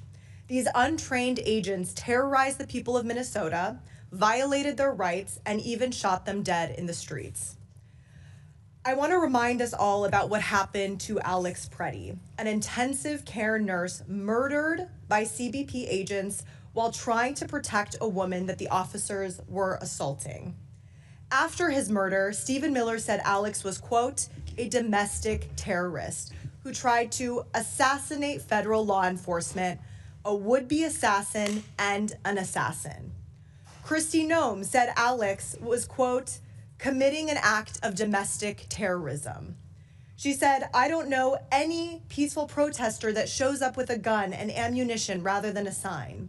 She accused Alex Preddy of brandishing a weapon, despite video evidence showing the gun never left its holster. Greg Bovino said, quote, this looks like a situation where an individual wanted to do maximum damage and massacre law enforcement. And Donald Trump said Alex was, quote, a gunman whose weapon was loaded with 2 additional full magazines and ready to go. He said Alex was an agitator and perhaps an insurrectionist, obviously projecting about himself. Dictators in other countries would literally be impressed at how brazen these lies and propaganda spread by the Trump regime and Kristi Noem are. So Governor Walz, I want to thank you and Attorney General Ellison for putting up with all of the lying and hypocrisy from the Republican majority. Governor, is the Trump administration attempting to block Minnesota state and local police from investigating the murders of Alex Preddy and Renee Nicole Good? I believe we're not getting any cooperation, and we were told we would not be part of that. Attorney General may know more. Yes, Congresswoman, we have been told that we would not have access to investigative file, which would include evidence that would be relevant to the investigation in both cases. And even there's one case, shooting incident that was non-fatal, and that one has also we've been frozen out in that as well. So two follow-up We've had to go questions. to court to get the evidence preserved. Okay, Yeah. and two follow-up questions, and whichever one of you wants to answer. Why do you think that might be the case, and is this out of the ordinary? It is wildly out of the ordinary. I can tell you that our local FBI, ATF, even before Operation Metro Surge, you heard about ICE matters, but you didn't hear about it nearly as much as we do now. This is an extraordinary departure from what we know. And we routinely work with federal partners, and we never had problems until now like this. I would just speculate that they need to take accountability for it, and I think they understood what the world saw, that this was improper, and it needs to have justice for these families, and it doesn't appear. I hope those questions are being asked of Secretary Noem today. And Governor Walz and Attorney General Ellison, are you committed to getting to the truth about the murders of Alex Preddy and Renee Good? Absolutely, yes. Yes, I pledge to their families we do that. Thank you. We need to hold this administration accountable for these murders, starting by impeaching Kristi Noem for gross misconduct, lying to Congress, and failure to uphold the laws and the Constitution. I yield back. Chair recognizes Mr. Grothman from Wisconsin. Thank you. We'll go for Governor Walz again. A major focus of today's hearing has been the misuse of federal funds distributed through the Child Care and Development Block Grant. This program is supposed to be helping working families afford child care, and I think the taxpayers expect these programs to be protected from waste and fraud. Most states operate these programs responsibly. The national improper payment average is about 4%. As you know, I kind of watch what's going on in Minnesota because it's a state adjacent to Wisconsin. And it's amazing, if you're a congressman, the number of people who get Minnesota and Wisconsin confused. But when that number climbs above the national average of 4%, it should be a warning sign that oversight has failed. Minnesota's improper payment rate got up to 11%. It's not a small administrative mistake, over almost 3 times the national average. That is a system that's clearly not being monitored the way it should be. When Wisconsin had a similar program several years ago, when I was in the state legislature, in 2010, we uncovered fraud in our child care assistance program. Wisconsin did not look away. We took responsibility, implemented serious reforms, and those reforms included expanding background checks for providers, creating a dedicated fraud investigation unit, strengthening eligibility requirements, and instituting a comprehensive audit system. That would have been when Scott Walker was governor. Because of these reforms, Wisconsin now has an improper payment of under 1%. So in other words, we almost totally wiped out the problem. It didn't happen by accident. It happened because Governor Walker took responsibility and acted quickly. He thought fraud was a problem. Governor Walz, Minnesota had similar warning signs. Investigators, auditors, even internal officials kept raising concerns about fraud in social service systems. And it didn't just cost taxpayers money. These programs are meant to help children and working families. When fraud drains millions of these dollars from these programs, that money is not reaching the people it was intended to serve. First of all, Governor Walz, when did your administration first become aware that fraud risks were escalating in Minnesota's child care assistance program. You were kind of an outlier in the whole country. Well, thank you, Congressman. This dates back to about 2012 that the action has been being taken. And as I stated earlier, on our first days in office, we started taking action. I would ask if I could on this, anything that Governor Walker did, I would appreciate if you'd show us what those actions were. We're more than happy to implement them, and that's what we've started over the last 7 years. Reports indicate that some providers continued receiving payments even after the fraud concerns were raised. Was that a decision made by your administration, and who specifically you feel did not? I can't speak specifically to which those were. Decisions are made at the department level, but I can't speak to what those allegations were. We're told it was still 11% under your administration. When fraud indicators appear in a program funded by federal taxpayers, do you believe the responsible action is to pause payments until those concerns are investigated? I don't think it's that simple. As I said, these programs provide a really important service, and child care is a critical one. The issue is trying to make sure the legitimate payments are made and that you're stopping fraud. So I don't think in all cases that pausing those payments is the right action. Okay, just in general, I'll say when the fraud percentage reached 11% in Minnesota and we got it down under 1% in Wisconsin, I think it's a cause for concern. I'll give you another question because a little bit of this hearing wandered a little bit to what happened in your streets out there. When any agency comes to Wisconsin, any federal agency, I've talked to several of our sheriffs, could be ICE, could be Bureau of Alcohol, Tobacco, and Firearms, could be FBI, could be Secret Service. Our sheriffs always try to coordinate with the federal agencies, ask them what they need. You need us to set up a perimeter. Can we help you by transporting people to the local jail? Do you just want some squad cars parked around to presumably keep troublemakers at bay? That was not done in Minnesota like it's routinely done in certainly all of. I don't think that's a correct characterization. I think Tom Holman indicated that those things do happen and have been happening. During the time in which you had the serious riots or whatever you want to call them in Minnesota, I believe that you did not reach out for your state law enforcement to help out federal law enforcement, in part because you're a sanctuary state. And that is incorrect. Tom Holman indicated we are not. I don't know what to tell you, Congressman. We did. We want to cooperate. That's not what you saw on the streets. Right. We did not see cooperation. You saw ICE agents shooting people in the head. You saw little children being drug out. You saw ICE agents indiscriminately throwing smoke grenades. And I think what the world saw was peaceful resistance and a defense of their neighbors.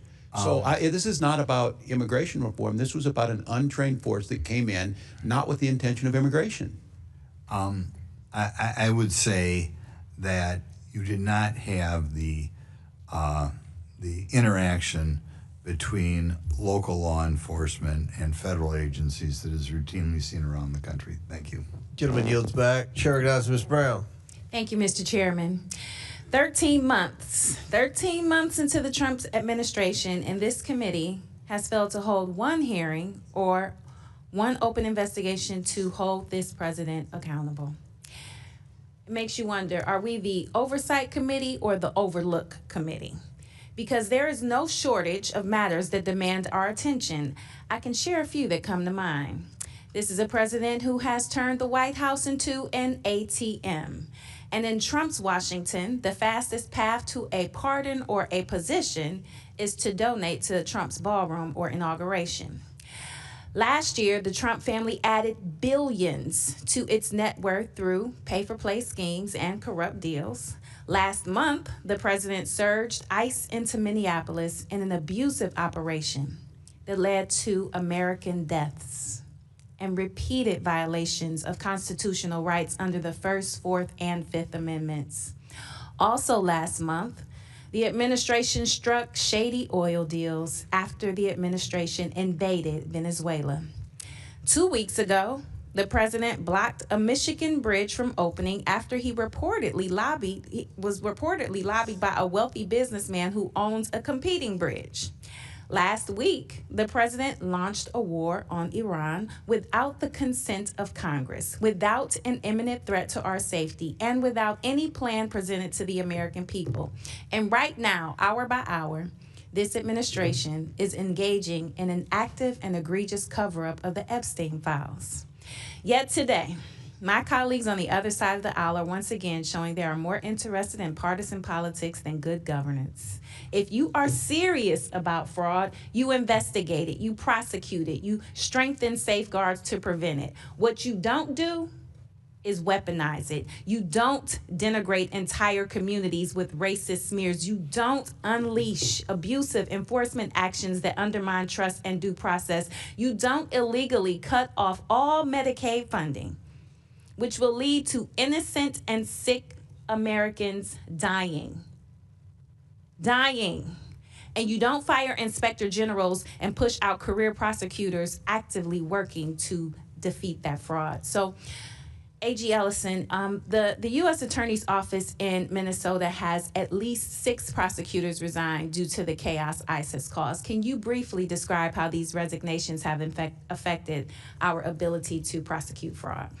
Thank you, Congresswoman. And in fact, it's a great deal more than 6 prosecutors. It's many more than that.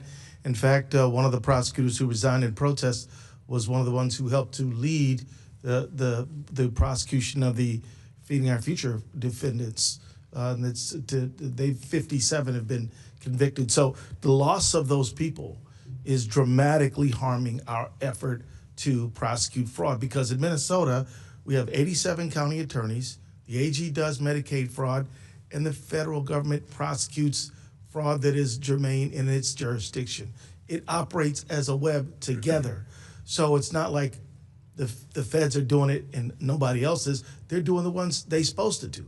We're doing the ones we're supposed to do, and the counties are doing the ones they're supposed to do.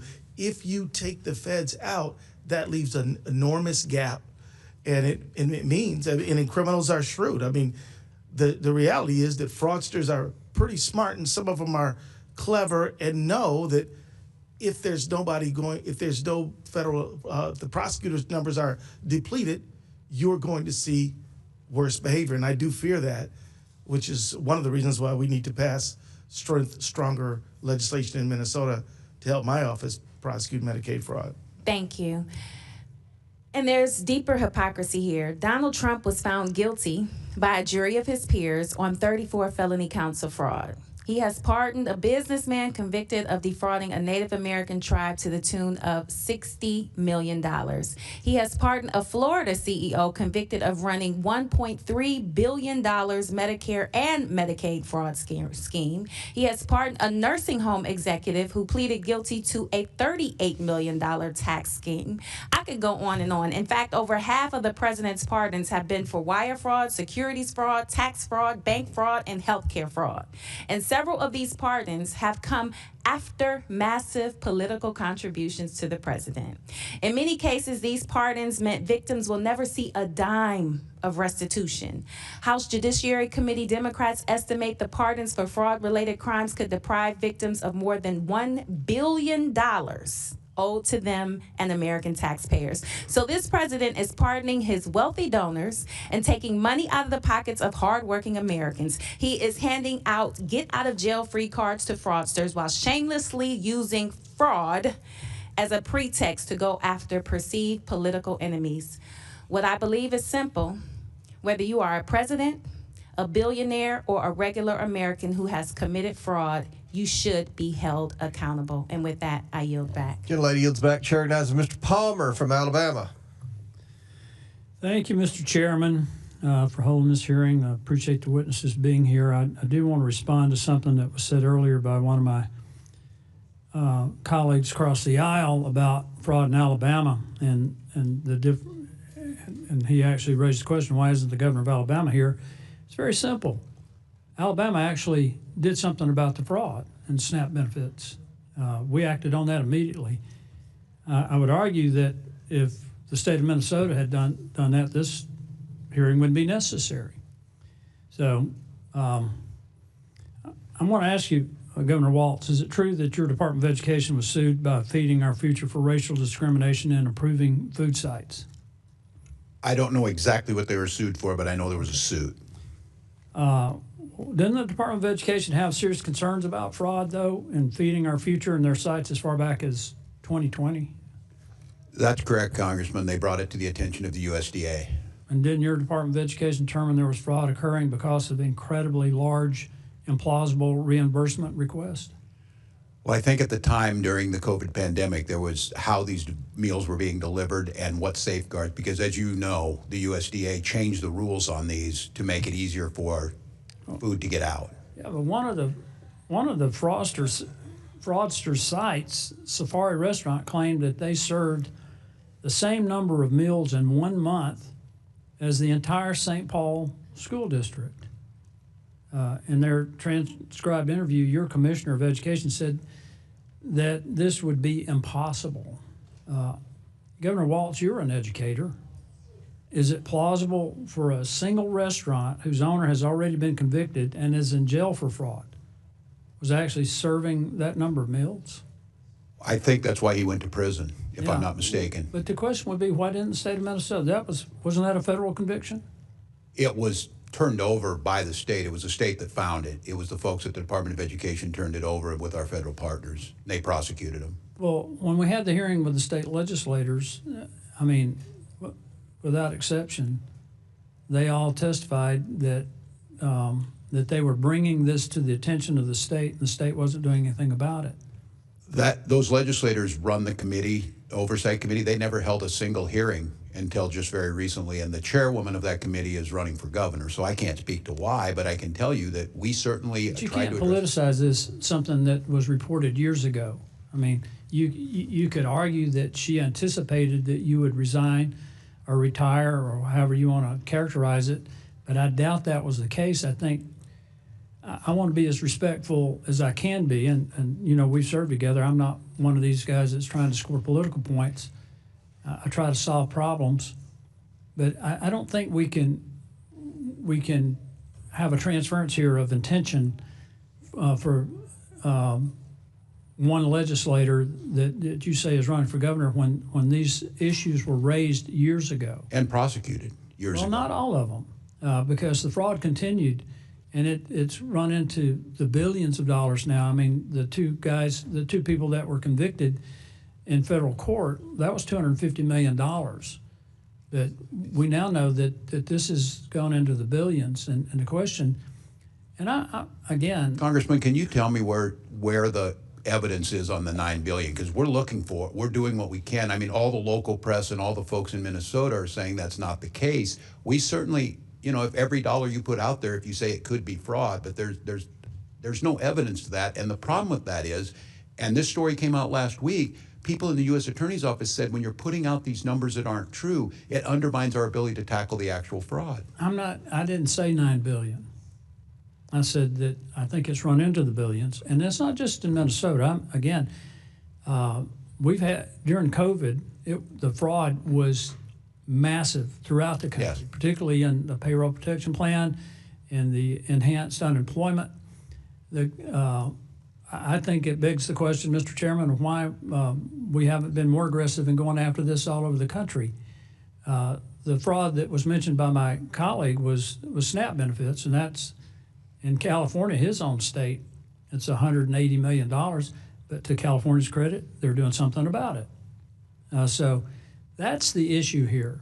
I'm not interested in scoring political points. I'm trying to stop the fraud. I appreciate that, Congressman. To get to a place where the public at the state and federal, in terms of state and federal spending, has confidence that we're properly managing the money, and wherever fraud occurs, that we're aggressively pursuing it. I think that's the question that's been raised about how your administration handled this. Mr. Chairman, I yield back. If I just say, that's fair enough, Congressman. I think that spirit is what we're trying to get at. I do think it's nationwide. I think we should share information. I think we're being as aggressive as possible, but fair enough. Mr. Chairman, I'd like to seek recognition for a unanimous consent request. I ask unanimous consent to enter into the record a June 17, 2025 memorandum from the House Judiciary Committee Democrats titled House Judiciary Committee Democrats Memorandum regarding President Trump's pardons cheat victims out of an astounding $1.3 billion in restitution and fines, allowing fraudsters, tax evaders, drug traffickers, and keep ill-gotten gains, which estimates that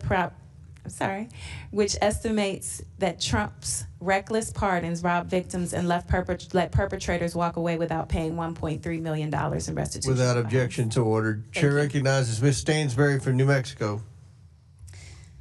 Good morning. Good afternoon, as it is. Mr. Chairman, thank you for having this hearing. I know it's been a long morning for everyone here as witnesses today, and it's been a long several months for the people of Minnesota. We thank you for your service. Now, let me just start by saying at the beginning of my comments here what I said at the beginning of the last hearing that we had on this exact same subject, which is that we must unequivocally root out waste, fraud, and abuse and prosecute any crimes, wherever they happen, whether those crimes are happening in social service programs at the state level, or whether we have an out-of-control president and administration that is committing crimes, waste, fraud, and abuse inside the White House and within our federal agencies, including deploying thousands of armed agents into our communities, using per diems that are costing millions of taxpayer dollars every day to terrorize our communities, to violate their civil rights, to violate due process rights, and that have resulted in the murder of 2 U.S. citizens. And so my question is, why are we not conducting oversight over that? 2 U.S. citizens that have been murdered by the federal government. Renee Good, a Minneapolis mom, murdered. Alex Preddy, a Minneapolis VA nurse, murdered. Nurul Amin Shal Alam, a partially blind refugee in Buffalo, New York, dead after being left in a parking lot by DHS without even a pair of shoes on. The kidnapping of children like Liam Ramos, and an administration that has launched an unauthorized war in the Middle East with 6 service members dead and over 160 school children and their teachers dead and buried yesterday.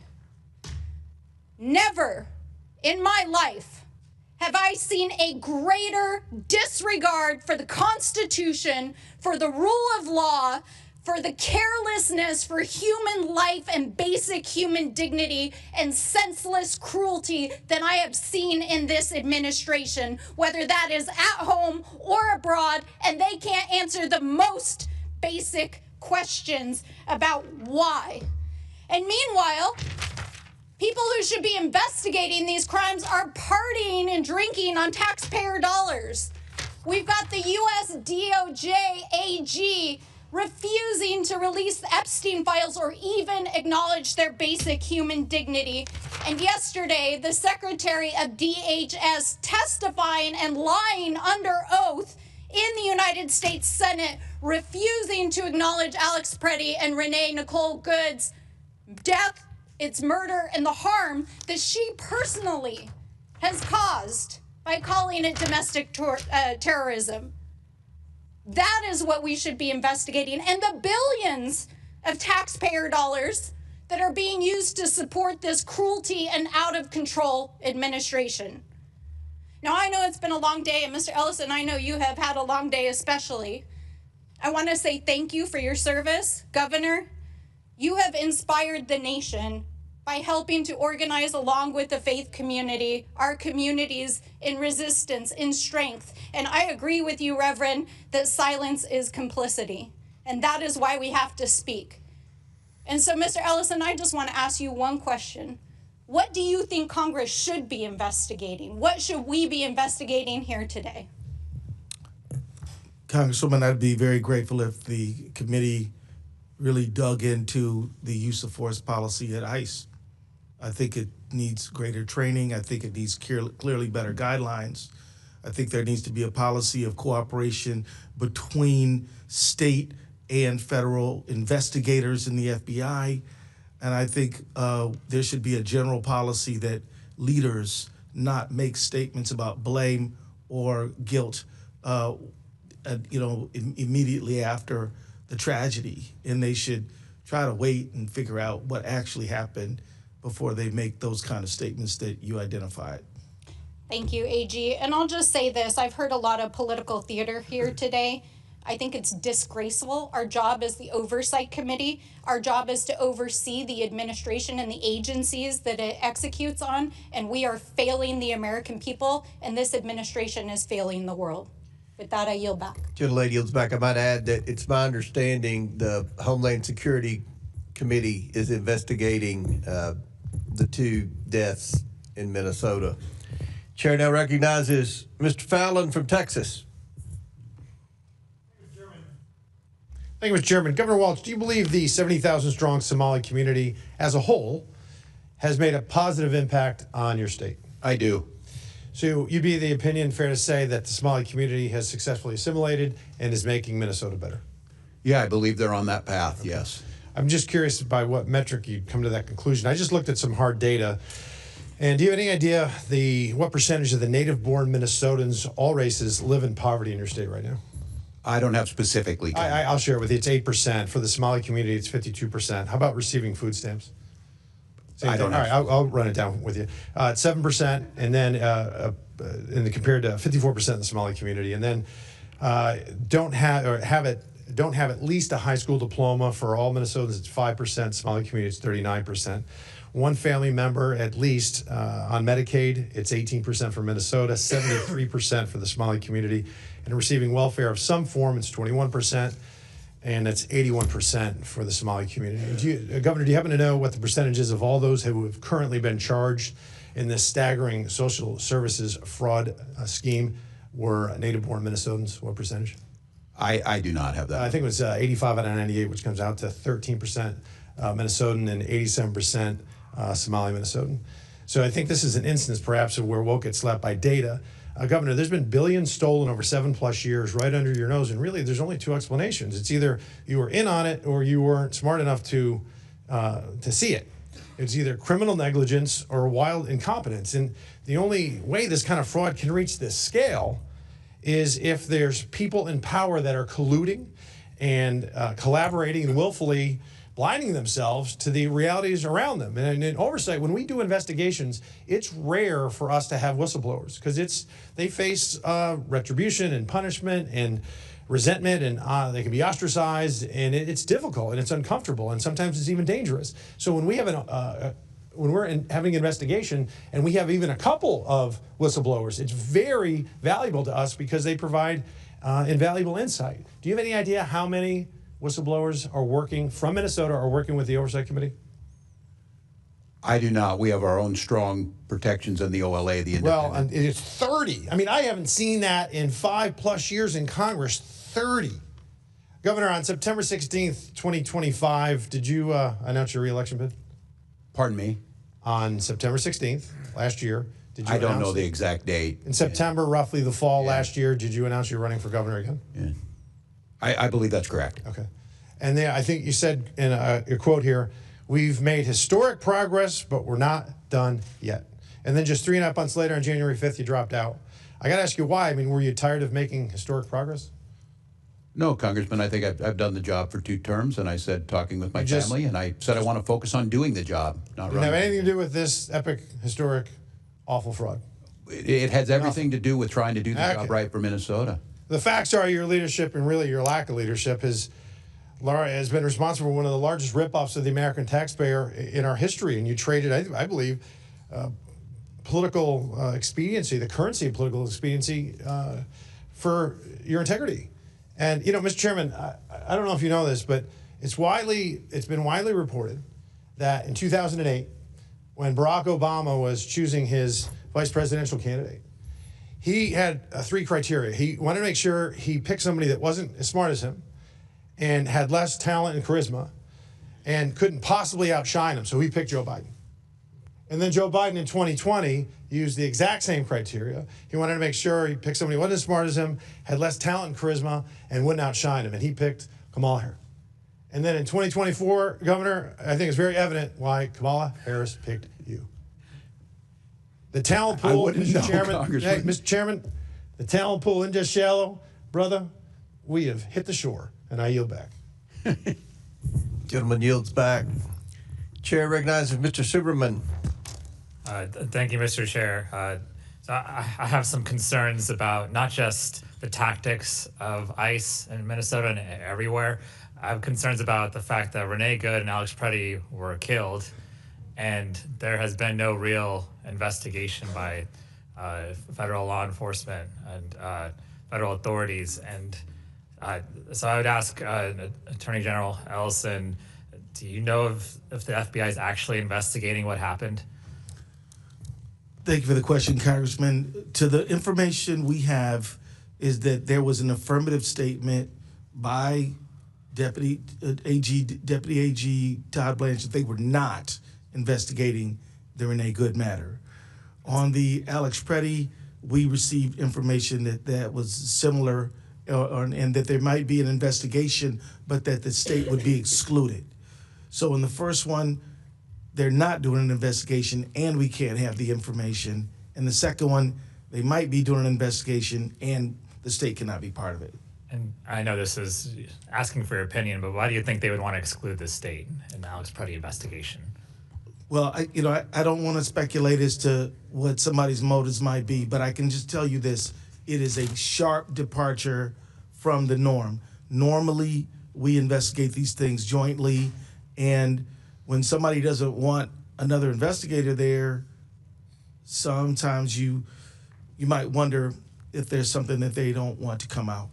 And it's my understanding that the federal government is better positioned to do such an investigation and to be able to prosecute such crimes because there might be federal immunity. My understanding, federal agents are typically immune from state prosecution if their actions were directly tied to official duties. What is your understanding of that? So my understanding starts with the Supremacy Clause in the U.S. Constitution, and then there's a line of cases. The first one is something called In re Nagel, and then there's a number of cases after that. What it says is that if a federal agent arguably commits a crime and is indicted or charged, that that agent, the federal agent, would have a affirmative defense of saying that I was doing my job and I was doing it in a necessary and proper way. What I was doing was necessary and proper. If they can meet both of those criteria, a court might grant their motion to dismiss. If they cannot, the matter is going to face a jury. And matter of fact, there was a case involving, you may remember the case involving Randy Weaver in Idaho. That case actually was cleared by the Ninth Circuit to go to trial, but the local authorities decided not to pursue it. And to prosecute Renee Good and Alex Preddy, you would need evidence, right? Has the FBI or anyone given you or been able to cooperate with you on any evidence in this case? No, at this point they have precluded the state from access to the evidence, but there's a lot of other evidence out there, and we're also pursuing all options to get access to the evidence. Do you think with what you have now, you could prosecute Renee Good and Alex Preddy at the state level? I think theoretically it's possible, but I would think it would be imprudent until you see the federal file, because when you're a prosecutor, you should know the whole file. You should have evaluated all the evidence before you make a charging decision or bring a matter to the grand jury. Because my concern here is that not only are these terrible things happening to U.S. citizens, but there's no accountability, right? There's no mechanism. There's a cover-up for the people who are at ICE and other law enforcement who do the wrong thing, and it's making everyone at those agencies look bad. It's making our country look bad in the international stage. And so, we have legislation at the federal level. I'm a co-sponsor of the Stop Excessive Force and Immigration Act. We're trying to do things tangibly to make things better. We need some support on the other side of the aisle, but certainly we're going to push forward anyway. I guess I would end by saying, what would you ask Congress to do to help get the accountability that we're looking for? And I'll ask either one. I think that for anyone, Republican or Democrat, hoping to get public trust restored to immigration agents, there must be clear protocols regarding recruitment, training, and protocols on use of force. There must be an investigation. States must be involved, and there's more to be discussed. Governor Walz, you have 5 seconds. I would agree with the Attorney General that it's about restoring faith, that people don't trust what they're doing, and we need them to be able to do their job. Thank you. I yield back. Gentleman yields back. I'll now recognize Mr. Burleson from Missouri and then Mr. Timmons from South Carolina. Thank you, Mr. Chairman. Governor Walz, we already know that the Minnesota Medical Assistance gives taxpayer dollars to people that are not here legally, illegal aliens, and we know that in large part, your sanctuary city policies or sanctuary state policies have exacerbated the fraud that we are seeing in Minnesota. We know that just from conservative estimates alone, that when during the Biden administration, we had an estimated 15 million people come here illegally. Within your state alone, the estimates from the Migration Institute and Pew Research is that it's at least 130,000 people that are here illegally. And we know that $250 million was stolen for the Feeding Our Futures program. Are you familiar with the fact that those working for the program and individuals later convicted of fraudulent crimes met with Mr. Ellison in the what has been talked about, the recorded conversation? I believe the Attorney General just testified to that, yes. It was a 54-minute conversation, and in it, the conversation was recorded and as an audio file secured by, there was a request to get that information. He can clearly be heard pledging his support to individuals who would soon become his family's campaign donors and later Feeding Our Future criminal defendants. The ask occurs around minute 43:30. Specifically, the request for him is in the AG's statutory role as the attorney for state agencies to intervene on behalf of these frauds. And at 44:26, Mr. Ellison assures the fraudsters, quote unquote, "Of course, I'm here to help." And at 45-minute mark, he says, quote unquote, "Let's go fight these people." These people meaning the agencies that were looking into the fraud. Have you listened to this audio? Today was the first time I've heard it. I'm familiar with it, and I don't know if I can validate that characterization. If this is true, do you have concerns? I'm not going to speculate on like I said, I can't characterize what it was. Certainly, you've heard the allegations that Mr. Ellison was working with individuals and that people were trying to reach out to him to try to avoid any kind of prosecution. I don't know if I would characterize it like that. I couldn't do that. How would you characterize it? I don't know. I wasn't there. I just heard the clip you had. How much fraudulent money has been recovered? Oh, I don't have the number in front of me, but I've heard the highest number is 80 million. I mean, that could be. I can't verify that. So it's reported that it's at most it's $80 million, and as we know, the amount that has been attributed to fraud in Minnesota alone is estimated. I think on the low end, the conservative side is $9 billion. I think the Trump administration says $19 billion. Congressman, I don't see anything to show that, but what I've acknowledged is $1 is too much. I think the local people and the folks who are taking count of this show it just at about 271 million. Do you think the effort to return the money has been successful?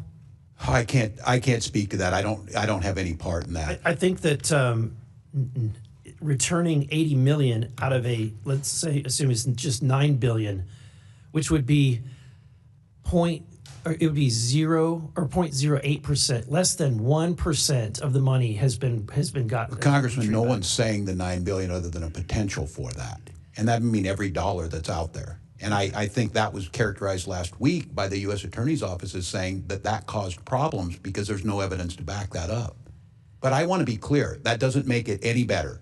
I just want to be clear. I hear you on the 300 million. There's more work. Would you agree there's more work to do? If you're at 1% or less than 1%, there's more work to do. I think if it's 99%, there's more work to do. Last week you stated to the press that you have fired people who weren't doing their jobs. Is that correct? What I stated is that people have been put into new positions, that we removed people from positions. So you did not fire anyone? People You just stepped away. Shuffled the decks on the Titanic. I think they left. They left state government. Okay. All right. Thank you, Mr. Chairman. I yield back. Gentleman yields back. Chair recognizes Mr. Timmons and then McGuire. Thank you, Mr. Chairman, and thank you to the witnesses for being here today. Governor Walz, under your leadership, Minnesota has become the poster boy of fraud in America. Between the Feeding Our Future scheme and massive widespread fraud in autism and child care programs, your tenure will be defined by immense negligence, costing taxpayers at least hundreds of millions, if not billions of dollars. In 2019, in the first months of your administration, your legislative auditor found serious weaknesses in the child care assistance program, including inadequate attendance verification, repeat bad actors cycling through the system, weak enforcement, and employees who feared retaliation for raising concerns. Those warnings were specific, they were actionable, and they were documented. And you were already in office at this time. If, as you say, the buck stops with you, Governor, it's unclear when the buck actually stopped. In your written testimony, you listed multiple actions you have taken to curb fraud, yet clearly they were insufficient. As Minnesota ended up with 14 Medicaid programs deemed high risk, representing over $18 billion in spending. The buck didn't stop when whistleblowers were silenced years ago. It only stopped when you realized the fraudsters were drawing attention from people that you couldn't intimidate into silence. Fraud of this magnitude does not happen overnight. It builds slowly, and it's the result of institutional failures and poor leadership. So, Governor, my question is simple. If the buck stopped with you, as you said, who failed between 2019 and 2022, and why were they not held accountable? Who failed in what, Congressman? This fraud has been growing until recently, and you have been governor for many years. No, well, thank you for the question, Congressman. And I would disagree with your characterization, obviously. And the legislative auditor, I don't know what the time period they investigated. Those are usually come months after they did it. We took office in January of 2019 and immediately started acting on what the OLA, the Office of Legislative Auditor, independent branch, started asking us to do, where we started changing the programs. That's not what the record reflects. The record reflects that there were all of these whistleblowers and they were being intimidated because alleged racism was the motivation behind the degree of enforcement. Congressman, I've never got a chance to speak to these folks. What I will say is that, and my time in Congress proved that, I strongest whistleblower protections we can possibly have. We have plenty of opportunities. We're not talking to every other state. We're talking to Minnesota because of the rampant fraud. So look, is there no fraud in any other states? 3 members of the Minnesota State House of Representatives who all served on the Fraud Prevention and State Oversight Policy Committee gave transcribed interviews that confirmed that your administration was aware of the fraud happening in the state, yet chose not to act due to fear of political repercussions and intentionally silenced whistleblowers who have tried to come forward. Well, that's incorrect. Mr. Chairman, I'm going to insert this in the record. Roadmap to Program Integrity and Fraud Prevention. It's a report, Mr. Chairman.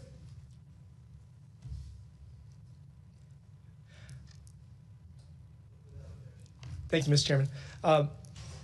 This report relays that several current and former Department of Human Services employees have described messaging from DHS leadership that emphasize compassion over compliance. So the former leaders have said that DHS should be guided by 70% compassion and 30% compliance. And then in 2023, DHS public presentation, leadership encouraged employees to embrace a 60-40 mindset. Again, that's 60% compassion and 40% compliance. I want to have as much compassion for people that need social safety nets. Like, I want to have 100% compassion, but we also have to have 100% compliance or work as hard as we can to get there. And as you sit here today, and after acknowledging how widespread and pervasive fraud is in Minnesota, how should your state employees prioritize program compliance? What is your message to people now relative to this compassion compliance ratio. Well, I think I agree with you on this, Congressman. I don't think it's an either or choice. We need to make sure we're not going to stop these programs. We're not going to stop being the top state for children in the country. But we need to make sure if we're going to continue those programs that we need to have fraud prevention and program integrity in. So I agree with you. It's not an either or and it's not a percentage. In order to give the benefits to the people that need them most, we have to be good stewards of tax dollars. That's right. And for every dollar that is stolen through waste, fraud, and abuse, that is a dollar that cannot go to people that need it most. So we need to prioritize compliance, make sure that we have the least amount of fraud possible. And with that, Mr. Chairman, I yield back. Thank you. I agree, Congressman. Gentleman yields back. Next is Mr. McGuire from Virginia, then Ms. Luna. Thank you, Mr. Chairman. Good afternoon to our witnesses. Governor Walz and Attorney General Ellison, what year were you made aware of rampant fraud in your state? Well, Congressman, I think the committee has spoken to nearly 30 whistleblowers, most of which are current employees in your administration. Based on these transcribed interviews, you were both made aware of the rampant fraud in your state around 2019-2020. Did they make Governor Walz, do you know who Janelle Sky Hansen is? I do not. I was going to ask you, Mr. Chairman, I seek unanimous consent to enter into the record article from CARE 11 titled CARE 11 Investigates Evicted Homeless Paying the Price for Minnesota's Fraud Crisis. Without objection, so ordered. Thank you, Mr. Chairman. Governor Walz, Janelle Hansen, who goes by the name Sky, has autism. In June 2025, Sky, who was living in an apartment paid for by Integrated Community Supports, was evicted by police because her caregivers, American Home Health Care, LLC, who were subletting her apartment, stopped paying their rent. This provider claimed to provide this woman with 12 hours of daily individual services and billed ICS on an average of nearly $12,000 a month when she only interacted with them 2 hours per day. Because of this fraud, the woman has been homeless for 8 months. In fact, while Sky is homeless, the owner of American Home Health Care, LLC, lives in a high-end Maple Grove home, which has an indoor basketball court. State Medicaid billing data shows since 2022, American Home Health Care has been paid more than $2.2 million in public funds. That is $2.2 million that was taken fraudulently from the taxpayers to pay for a man to live in a lavish home while people like Sky are left to live on the street. Governor Walz, this is despicable. You have a duty to serve the Minnesotans. You failed to protect these individuals like Sky who needed it the most. I've had constituents tell me that after seeing all the fraud that has come to light in your state, that they aren't sure if they're paying taxes or if they are paying criminals. Governor Walz, Attorney General Ellison, yes or no, does your administration take whistleblower reports seriously? Yes or no? Yes. Governor Walz and Attorney General Ellison, yes or no, do you believe that when faced with a whistleblower, the correct course of action is to retaliate against them and suppress their concerns? No, of course not. It's illegal to do so. Governor Walz, yes or no, are you aware of any instances of employees of Minnesota's Department of Human Services being threatened and intimidated with military surveillance to ensure they stay quiet about fraud? I am not. This is a picture of an email from Emmanuel Nwala at the DHS manager, who has since been promoted to the leadership role. This email shows clear proof that the threatened employees with military surveillance, including, quote, I did intelligence research with the Army and give them IP addresses and email addresses to track specific locations. Governor Walz, yes or no, are you aware of this email? I am not. Governor Walz, Mr. Nwala, stated in the email that he was asked by upper leadership to hold off as they are doing their own thing on it. What did that mean? What did they mean by that? I couldn't say. I'm unfamiliar with it. Was upper leadership doing their own military surveillance on whistleblowers to intimidate employees and to stay quiet about rampant fraud? I do not believe they would. Moving on, Governor Walz, yes or no, do you agree that it would be intimidation to confront a whistleblower with photographs of their car, their house, and monitor their phone and computer and ask which schools their children go to? Yes. Governor Walz, yes or no, did the DHS investigators direct you to participate in these intimidation attacks against whistleblowers? Could you restate the question, Congressman? Were you directed to intimidate these whistleblowers? Of course not, no. Governor Walz, who is Shireen Gandhi? She is the current commissioner of the department.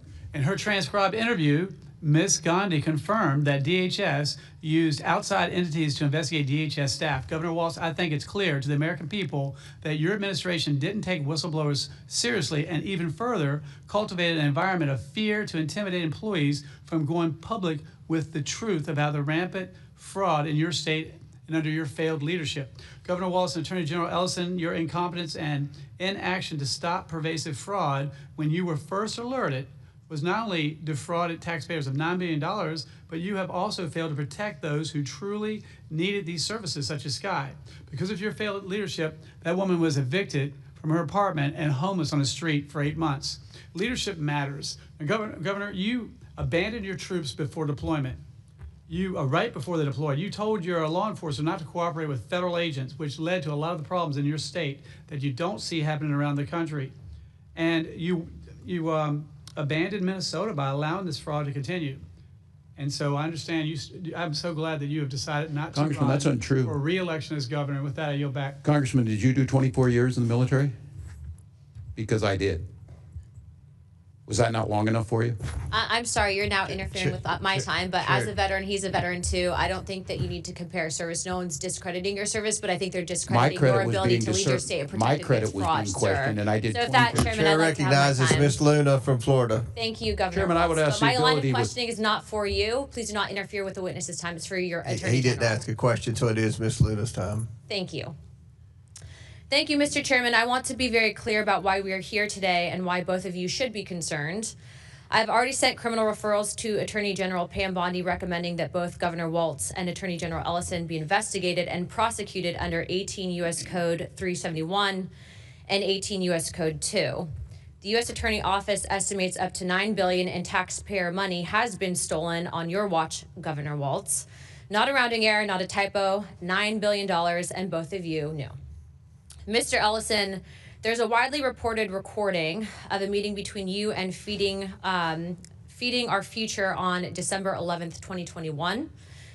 At that meeting, those individuals that you were speaking to told you that the state investigators looking into fraud were acting in a, quote, racist manner.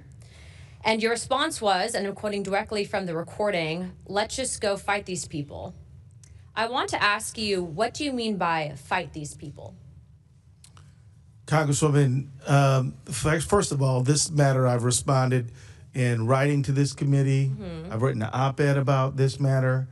I have gone through several committees, one in the state, one in the Fed, one in the Senate, now here today, and it's very clear that these people were clearly liars. They were lying to me. They lied to judges. They lied to the state agencies. They were fraudsters. Everyone agrees that they are fraudsters. And if I could, just because I'm a limit on time, though, I want to see, and I understand what you were stating. You're saying that you were essentially lied to. But in responding to them, and the reason I'm questioning on this is because I had the privilege of questioning some of your state legislators that were Republicans, and they did feel that both you and the governor were covering up what was happening with the fraud. So I want to specifically who are you referencing when you said fight these people? If you could, just keep it short. Was that your own state? Congresswoman, these people represented themselves to be business people who were having difficulty with the bureaucracy. Okay. They contacted me and they wanted to know what, can you possibly help us? What I did is investigate their claims and then work with the federal authorities to see 57 of them convicted of crimes, and about, I think, more than 80 now indicted. So these people presented themselves as someone needing help and honest business people. They were not what they claimed to be, and we helped them get convicted as they well should be. Thank you for clarifying. But just to be clear, it would be the bureaucracy, would you say, within your own state? Is that you were saying fight these people as in the bureaucracy within your own state, correct? Congresswoman, I was in Congress for 12 years. Thank you for serving. I did Congress. constituent services all the time. So I'm not going to get anywhere on this question. That brings me to my next thing. Do you believe that it is racist to investigate someone of fraud because they are of Somalian descent? Yes or no? Ma'am, I believe that anybody who commits fraud of any background should be investigated and held accountable. Okay, well, I would actually agree with you on that one, so thank you for clarifying. But to be clear, those individuals that you told the Department of Human Services were basically, it was racist, and if you were looking into it for fraud. You took that meeting, you made that promise, and then it turns out that the billions of dollars in fraud continued. And I hate to bring this up because I am a parent, but your own son also received donations from those same individuals. Imam Omar, the man that you invited you and is listed a partial owner of an entity that was used to launder over $40 million in Feeding Our Future funds. I would say that you did mislead the public. Whether or not you at the time realized what they were up to, the fact is that you were then presented with the evidence, and it does feel, and according to your own state legislators, that you did not take that seriously enough. In my opinion, if you have I would disagree, ma'am. I'm telling you what my opinion is. I don't believe that that was a question, but I do believe, based on the recording, based on the fact that you were personally tied to it, and based on the fact that your family then had ties to it as well, seems a little sus. Aside from that, though, you're telling the American people essentially that maybe you didn't know about it, when dozens of your own employees were afraid as being labeled as racist or Islamophobic if they stayed silent. And so I just want to be clear about something. You've stated and you agree that anyone should be investigated based on, regardless of their background. But the fact is that your own employees came forward and were actually afraid of actually looking into that fraud because they did not want to be labeled as Islamophobic or as maybe xenophobic. So you dismiss this, as President Trump said, as politicizing the issue, when $9 billion is not a political talking point. It's an embarrassment. The American people see what's going on, and this is fraud. I would say, and I would also advise the Attorney General to look into our criminal referrals. I do not believe that you guys could say that you didn't know what was happening, because frankly, even if, let's say, giving you the benefit of the doubt, you might not have known, you guys still chose to turn a blind eye to it. Thank you, Chairman. I yield my time. Gentlelady yields back, and before I recognize Mr. Langworthy, our last questioner, I want to say Congressman Jack is on the Rules Committee, and everyone knows that they put in long hours. He's actually managing the floor. If he doesn't make it back in time after Mr. Langworthy, I want to put into the record, Representative Jack is leading debate on the floor, but will submit his questions for the record. So with that, I recognize Mr. Langworthy from New York. Thank you very much, Mr. Chairman. Governor, you have served as governor of the state of Minnesota for nearly 7 years. Why did it take you until 2023 to launch an investigation under an inspector general into this massive fraud that's been uncovered? I don't believe that timeline's correct, Congressman. As I said, we were making changes, and this has been being worked, and these cases have been brought forward years before. But your administration did hesitate for years to fully investigate this fraud. Was it because you were concerned about you're the de facto leader of the Democratic Party of Minnesota as a governor? Were you concerned about the political consequences within the Minnesota Democratic Party's voter coalition? Did that lead to you making that mistake? Because trying to listen to the answers today and come up with a conclusion as to why you would turn a blind eye to this for so long, when so many people from your partners in government across the aisle, but also people at the street level, saw this fraud going on in plain sight. Well, we did not, and I know that the rest of the country saw this recently. And what I would ask you, Congressman, is what benefit would there be to that? Just assume there's no ethics involved, which I have a long history here of doing that. There's certainly no benefit in taking money from programs that I've advocated for that make Minnesota the best state to live. And so we worked it from the beginning. And look, these folks continue to move. They're a moving target. We went back to the legislature asking for more tools. We went back last year and asked for more tools. And now what's great is Republicans are actually supporting those things that we put forward. So as soon as Governor, Republicans came to this committee last month and testified the fact that they've been trying to get people's attention in power in Minnesota for a long time. I would disagree with their characterization. Well, so you state that unequivocally there was no political consideration based on constituents in the Democratic Party. Absolutely that you not. turned a blind eye. Absolutely now not. That's interesting, that Governor, because your first reactions in December 2025 were to call taxpayer conspiracy theorists and dismiss concerns about the $9 billion in fraud as white supremacy. And on December 23rd, you stated, this is what happens when they scapegoat, and this is what happens when you no longer hide the idea of white supremacy. You immediately went there. And I believe I was speaking about the ICE invasion in Metro Surge. I'm unfamiliar with where you're quoting from. This is when this fraud was uncovered. Knowing now that those people were correct, would you apologize to those constituents for classifying them?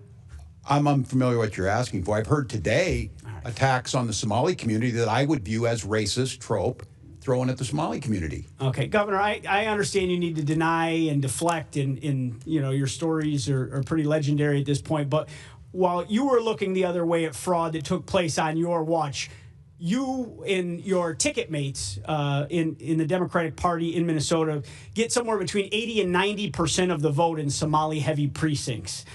In your election, re-election, the gentleman sitting next to you won his last election by a mere 21,000 votes. It seems to me, in conventional wisdom here would be that you were willfully ignorant to these crimes in return for a community support.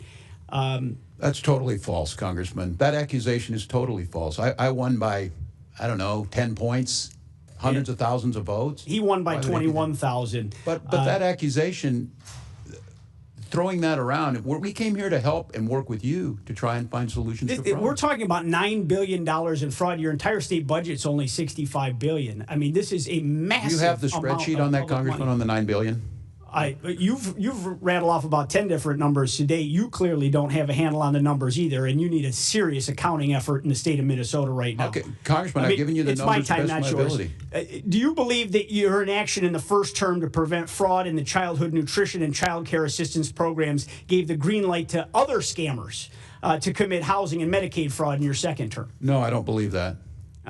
And once again, your words say one thing, your actions say something different. You came into office after several multi-million-dollar fraud scandals on the heels of a 2018 report alleging that over $100 million was being defrauded from taxpayers annually, and you did nothing. And in 2020, That's not after correct. hearing about potential fraud with Feeding Our Future, you did nothing. That's and Governor, incorrect. you knew and did nothing to stop autism payment fraud. Its annual expenses inexplicably increased from $6 million to $192 million in just 5 years. And you did nothing to stop housing stabilization, Medicaid fraud, which has topped $100 billion, and you did nothing to stop daycare fraud, an issue that's already costing taxpayers millions when you were sworn into office. Are you familiar with Article 8 of the Minnesota Constitution? I am not, Congressman, but I will give you this. Doing nothing, you're in the right job for that in this Congress. I disagree with that entire characterization. No, I'm unfamiliar with that. It seems like you've created a state of Minnesota that you're free to come It and ranks at the set up top shop of almost and every do category. and make fraud. It ranks at the top of nearly every category in quality of life. A real big, bold one after what we've uncovered here today. Article 8 states that Minnesota officers, including the governor, may be impeached for malfeasance or nonfeasance in the performance of their official duties. Well, billions of dollars of taxpayer money were allowed to be lost to fraud. Whistleblowers were ignored. It's extremely well documented, and those people were punished. And you had a direct political benefit to this fraud. That's an impeachable offense. Mr. Chairman, I yield back. Gentleman yields back, and I think you heard the bell. I know votes are being called, so the ranking member and I have deferred any closing statements until we come back. I want to thank our witnesses for being here. We appreciate your testimony. Hopefully, you all will read the committee report and protect the whistleblowers, and hopefully we can hold some people accountable who have committed fraud. Pursuant to the previous order, the committee will recess for floor votes. We plan to reconvene right after the vote series. The committee stands in recess. Thank you all. You want us back? Yeah, the witnesses can be excused. Thank you all. Thank you. I know you have Thank you, Chairman. planes catch. We really appreciate you all being here. Thank you, Chairman.